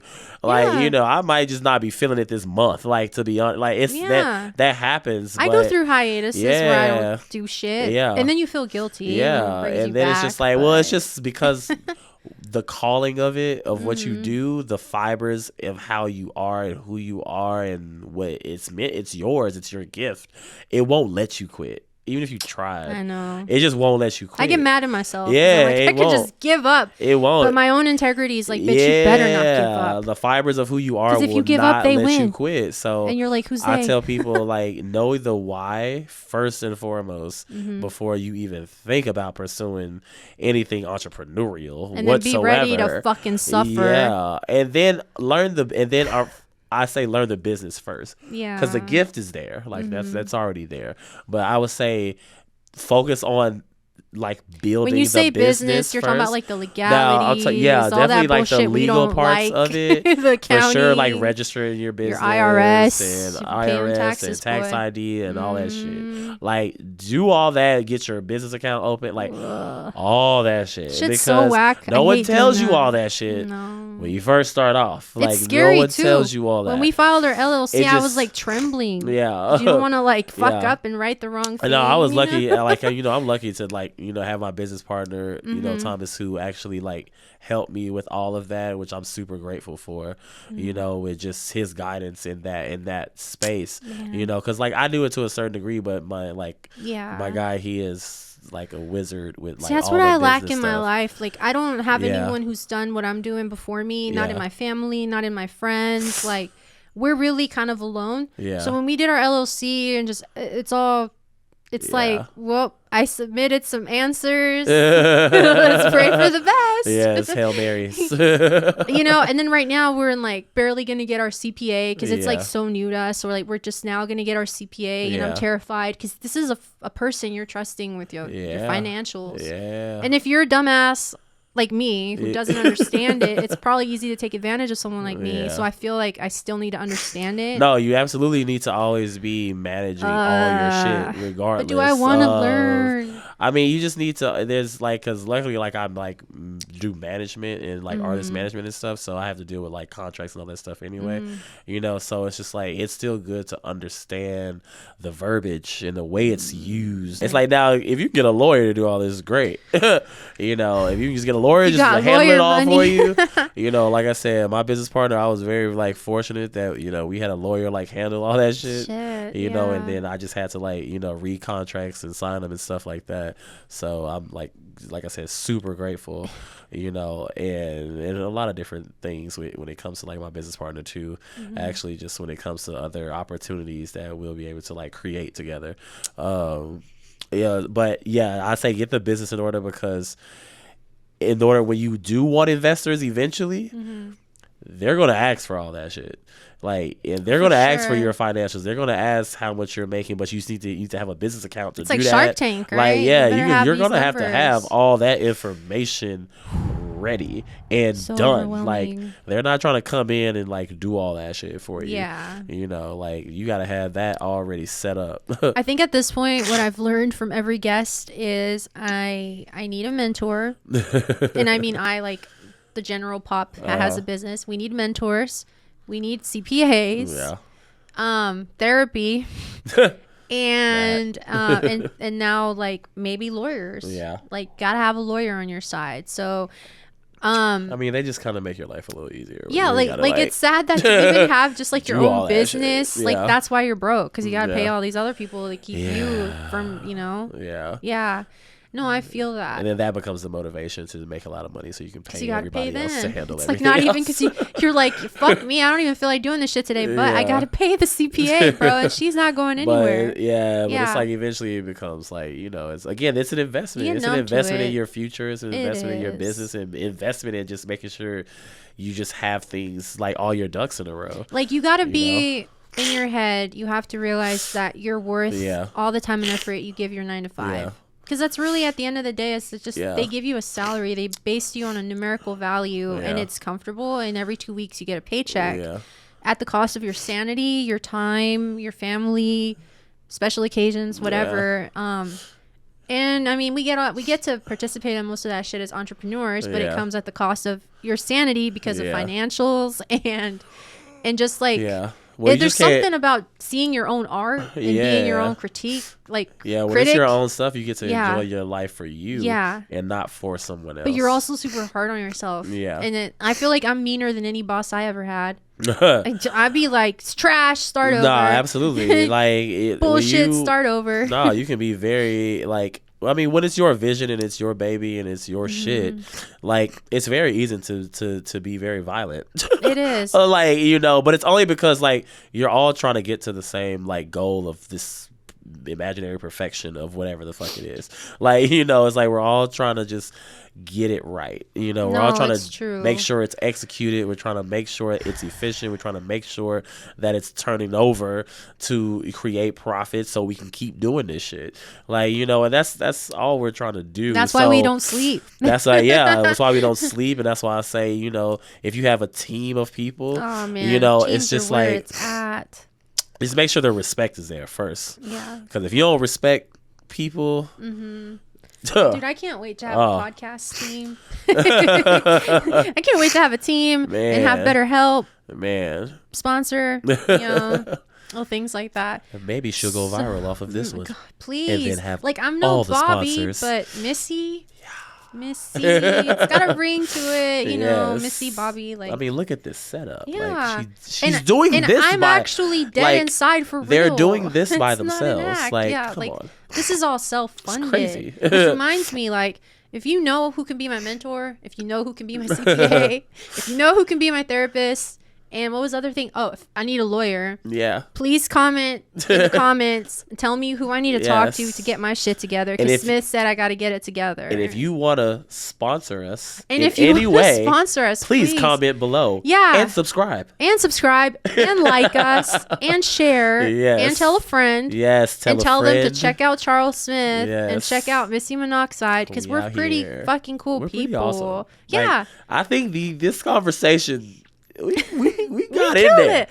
I feel like the Capricorn and the Cancer communities need to stand for us. No, this is it. This is the Cancers and Capricorns' opportunities to show out. This is it. And give us love. This is our time. And show that our communities, like, we're going to get sponsored because of our communities. This is going to happen. Yeah. This is going to happen. They're going to show out for us. So we were going to talk about the gatekeepers of Dallas, Texas. They will not tell you shit unless you give them vials of blood. Man, Illuminati. How do you feel about them? How do you feel about the Dallas low Illuminati? The lower rung Illuminati. The low Illuminati. The no money Illuminati. Yeah. How I feel about just gatekeeping in general. It's just, to me, it's unnecessary. Mm-hmm. There's certain things I do understand. Like, for example, like trade secrets, exactly, trade secrets recipes. Are different. Yeah, trade secrets are different than gatekeeping. Yeah, because there's certain people, for example, in the music industry, if this one, they call him the godfather of music executives, and he just passed recently, Clarence Avant. Mm-hmm. He was a black executive who was been in this shit for ever, during civil rights movements and shit. But he wasn't the type to be on the front line fucking marching and yelling and shit. That wasn't his way of doing his part. His part was as a black man in this music industry that was fucking people of color all the time, and then like whitewashing music that was people of color's music and black people's music, and then putting a white face on the album cover. Like, he was the one that made sure that even if they did that, you got your money no matter fucking what. Like, he understood that, like, okay, this, because just understanding the times at the time, like, there were certain things that were just, you could not change or whatever. But he made sure that back in, you got your royalties, that you got your publishing, like, and then on top of that, people, the artists that knew him and started to meet him and understand what he was doing, like, he was the type of person who you could go to and he had no problem like sharing contacts or basically just like putting you on and giving you game about this industry and really allowing you to have the information to be successful. And I feel like that's how I feel like it should be always. Yeah. Exactly. So being like, so gatekeepers here, you know, it's just like, I don't understand why people feel so threatened all the time. Because it's constant competition in this city. And I'm just like, it's kind of unnecessary because the thing is, there's power in numbers. There I'm is. just like, people don't understand. Like, I mean, what do you think like organizations do, or you know, these lawyer firms that have partners? Like, no one can do it by themselves. No one. And you need the help. Like, and the thing is, when you see people who actually do like have a vision and actually have it together, and they're coming and they're screaming from the top of their lungs like for help, you know, and you just like are afraid that they're gonna, like, I don't know, take out of your pocket in some way, even though you may not even be in the same industry as this person. But it's just like, you don't want to like pass along a contact or introduce them or something, like, because the thing is, I'm all about like sharing information. Same. And then I can lead you to water, but I mean, I can't do the rest for you. Yeah, you know, but for I'll sure. put you in the but I'll room with put the you in people you like need. in the position to know the information.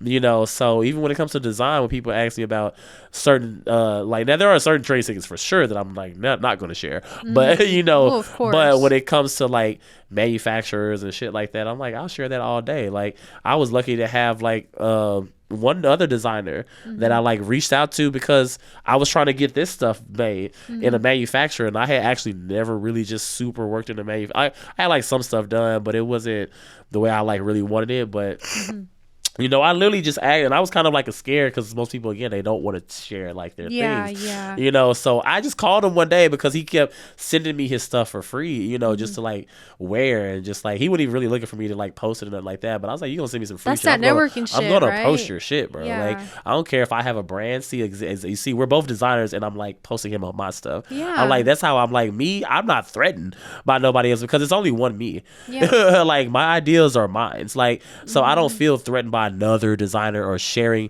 or posting their actual handle so people can go find it. Like some people will post your shit in there, they won't tag them because they don't want you to find it. You know, but me, I'm like, I don't care. Like, I want you to win. I want people to see the quality of the shit, and I look fly. Fuck you, me. Like, you know, so it's just like, I feel like we all can be in this shit together. Like, because everybody, like, the way you create is going to be different than the way I create or my approach to it. You know, and literally we have the same fabric that we use. Like, and he literally gave, like, he like actually was the liaison for between me and the manufacturer, because I just wasn't confident in just like talking to manufacturers and shit yet. But I did put like my spec sheets together and all that stuff, and I just sent it to him, and then because he already had the relationship with the guy Mike or whatever. That's how beautiful that is. You know, so, and he helped me get this stuff like produced, you know, so, and I did, but I still did it in like my own way. Like, you know, I added my details, and even just like I changed the sizing and the length of everything, and then even like the graphics, and so like, even if you have the same manufacturer, like, you're still you, he's still him, because like, his stuff was more like that. a standard sizing, and my stuff was more for like oversized high fashion shit, you know, even though we have the same like, you know, like material, but and it's because I liked his quality. It's just presented I differently. liked his quality of material. That's what made me like be like, I gotta ask him, like like where like this that's this just is. like, that shows like the beautiful, because we're the same with like DTX Street, or even people, me and like my DMs, even sometimes they're looking for a designer. If I'm not in the position to do it because I'm too busy, or sometimes, why lie, like, it's just not in, like, the budget is not there for me. It might be cheaper, but I know there are junior designers who that budget would be everything for, just because it Absolutely. doesn't work for me. So I'm never above. I'll tell my client, I'm like, hey, listen, I got a full plate, or we're just not in the same like budget. passing it But I'm along. gonna refer you Yeah. to this junior designer. They can work with your budget. And then I'll reach out to that designer, and half the time, like, they're so grateful. They're like, Yeah. oh my God, thank you, Missy. But to me, I'm not like, oh, I'm afraid if I let them know about this designer, they'll never reach out to me again. Because Yeah. I'm like, I got work I've done anyway. that multiple times when it comes to like passing on certain clients that I feel like that's not my like field of expertise. Yeah, sometimes you're just not feeling. But I have some. other designer friends, like my other designer friend, Essie. Like, she's really good at like this like crazy like beading work, like on another fucking level. That like that's just not I know I can do that, but it's just I don't have the temperament. Like, my temperament is like I have a very like my patience is really big, but she is just gifted with that shit on another level. And I mean, obviously she has like help too, but it's just like she's on another level with that shit. And anybody that asks her shit like that, I'm like, go to Essie. Like, you know, and then... But it's just so nice to do that. Yeah. And then, like, you know, people that are kind of looking for certain, like, bodycon things. My friend Kimmy, one of my best friends. We talk, like, every day. I'll send people to her. And then my other friend that's also a designer here, Shira Swimwear. You know, it's just, like, I also, like, if there's certain, like... Because I started to design my own swimsuits type stuff, too. But I still always, like, give people, like, another option. Because I love her fucking swimwear and stuff. I always told her, I was just like, girl, you're fucking swimwear or like fuck me swimsuits. Like, I just saw your recent swimsuits. It's yeah, it's like a little stripe. I was like, God, she kind of like, and I told her even when I designed mine, like I told her she kind of like inspired me to go, because I was kind of like, I was a little like intimidated to do it because it's just like, it's one thing to make ready-to-wear clothes and haute couture and all that type of shit. That's different. But to make something that where now you gotta be so conscious of a female's body, like, and just like make that shit super attractive. Like, you know, I was conscious because I'm like, she could try her stuff on. I can't try that. That's shit not on. a swimsuit I'm gonna be rocking this So- summer, but I like it. It's just not made for my body. Okay, so I guess to wrap it up, thank you so much for coming. Like, because I know you're like way up here, and I'm starting off. So girl, like, there's no way up here or there. We're just here. We're all here. I love that you know, because you could have left me on red. You know, it could have been like, like Bobby. Y'all are family. Y'all are for life. So even if you leave to New York, you know, we for lifers. I expect like an invitation sometime. It'll be New York to your New York shower. Or Paris. Your new Paris shower. It'll be one of them. Your every shower. Paris. We're just going to have showers for everything. Stay tuned, because New York and Paris are both expensive, so I might have to work for some other brands. We need a sponsor. We need sponsors. Work for some other brands while I'm still working on my Comment shit. below like, if you know anyone that can sponsor. Just facts. 2 artists that need to do stuff. So I guess to finish things off, if I'm on this new journey, is there any advice that you have for me to help kind of guide me? Because, you know, I don't got a mentor, I don't have a CPA, I don't got lawyers, I don't have shit. So I ask all my guests, so like, what is some advice that you have for me on this journey? Like, I always say, please trust your inner spiritual navigation system, because it's not telling you the wrong thing, I promise you. But you have to trust it. It's been you wrong. have to trust it. You got to trust it and then surrender. Well, it's not wrong. It's just... I took a detour. Exactly. Like, you know, because it's taking you where you need to go for the moment, and you get this weird silver lining out of whatever happens. You know, whether it's a lesson, because it's usually a lesson. It's never a loss. That's one thing I've like started to learn and understand. Look at you. That's all so true. But definitely just like surrender to that inner thing that's guiding you. Like, you gotta surrender. Like I said, it's one thing, yes, trust yourself, but then the trust, there's another layer. You gotta surrender. Surrender. It's real. So where like you can only control so much of what you actually can do, and then the rest of it you got to leave it up to the universe, God, whatever you beve. You know, it's just you have to leave it up to that. To the Capricorn and Cancer communities. Yeah, exactly.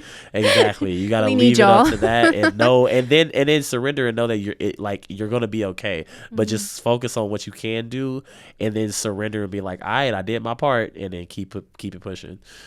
And everything will be fine. Advice. Yeah. I like that. Thank Yeah. you. Yeah, absolutely. And again, thank you for coming out in our appreciate beautiful you city having of me. Dallas. This was so fun. Before you leave us. Oh my God. I feel like we should just have a podcast together now. Like, just don't leave. This is just don't leave and let's just have a podcast and get sponsors. Talk about a bunch of cool shit. Like, yeah. I get why people do this now. It's it's kind of you fun. Just get to talk. Yeah. We're like Joe Rogan. Yes. But better, I feel like. But like, yeah. He's acting and performative now. Ooh. I just burned him. Joe Rogan Goes community viral. is coming for you. It's going okay. viral. I'm sure the Bobby community will come after me because I said she was basic. Yes. Tag Joe Rogan so he saw that comment. Tag Bobby. I am clouding him right now. She's basic, but I fuck with her. Bobby Altoff, we're coming for you. We're coming for you. We're coming for you, babes. I want Drake on this podcast. Yes. Can you come to a Brown Girls podcast? Do that. Can I get Drake on a Brown Girls podcast? Drizzy. Tag Drake. Latina. Sponsor Out your here. Latinas, Drake. Out here. Show us some love. I've been in love with you since you were Jimmy Brooks. Anyway. Side note. Justice for Jimmy. Got shot. I never got over that. Out here. Yeah. Okay, well, cool. Well, thank you. Thank you. This is awesome. I appreciate it. Thank you for inviting me out to DTX Sessions, and can't wait to do it again someday. When we're famous. Definitely when we're famous and making lots of money.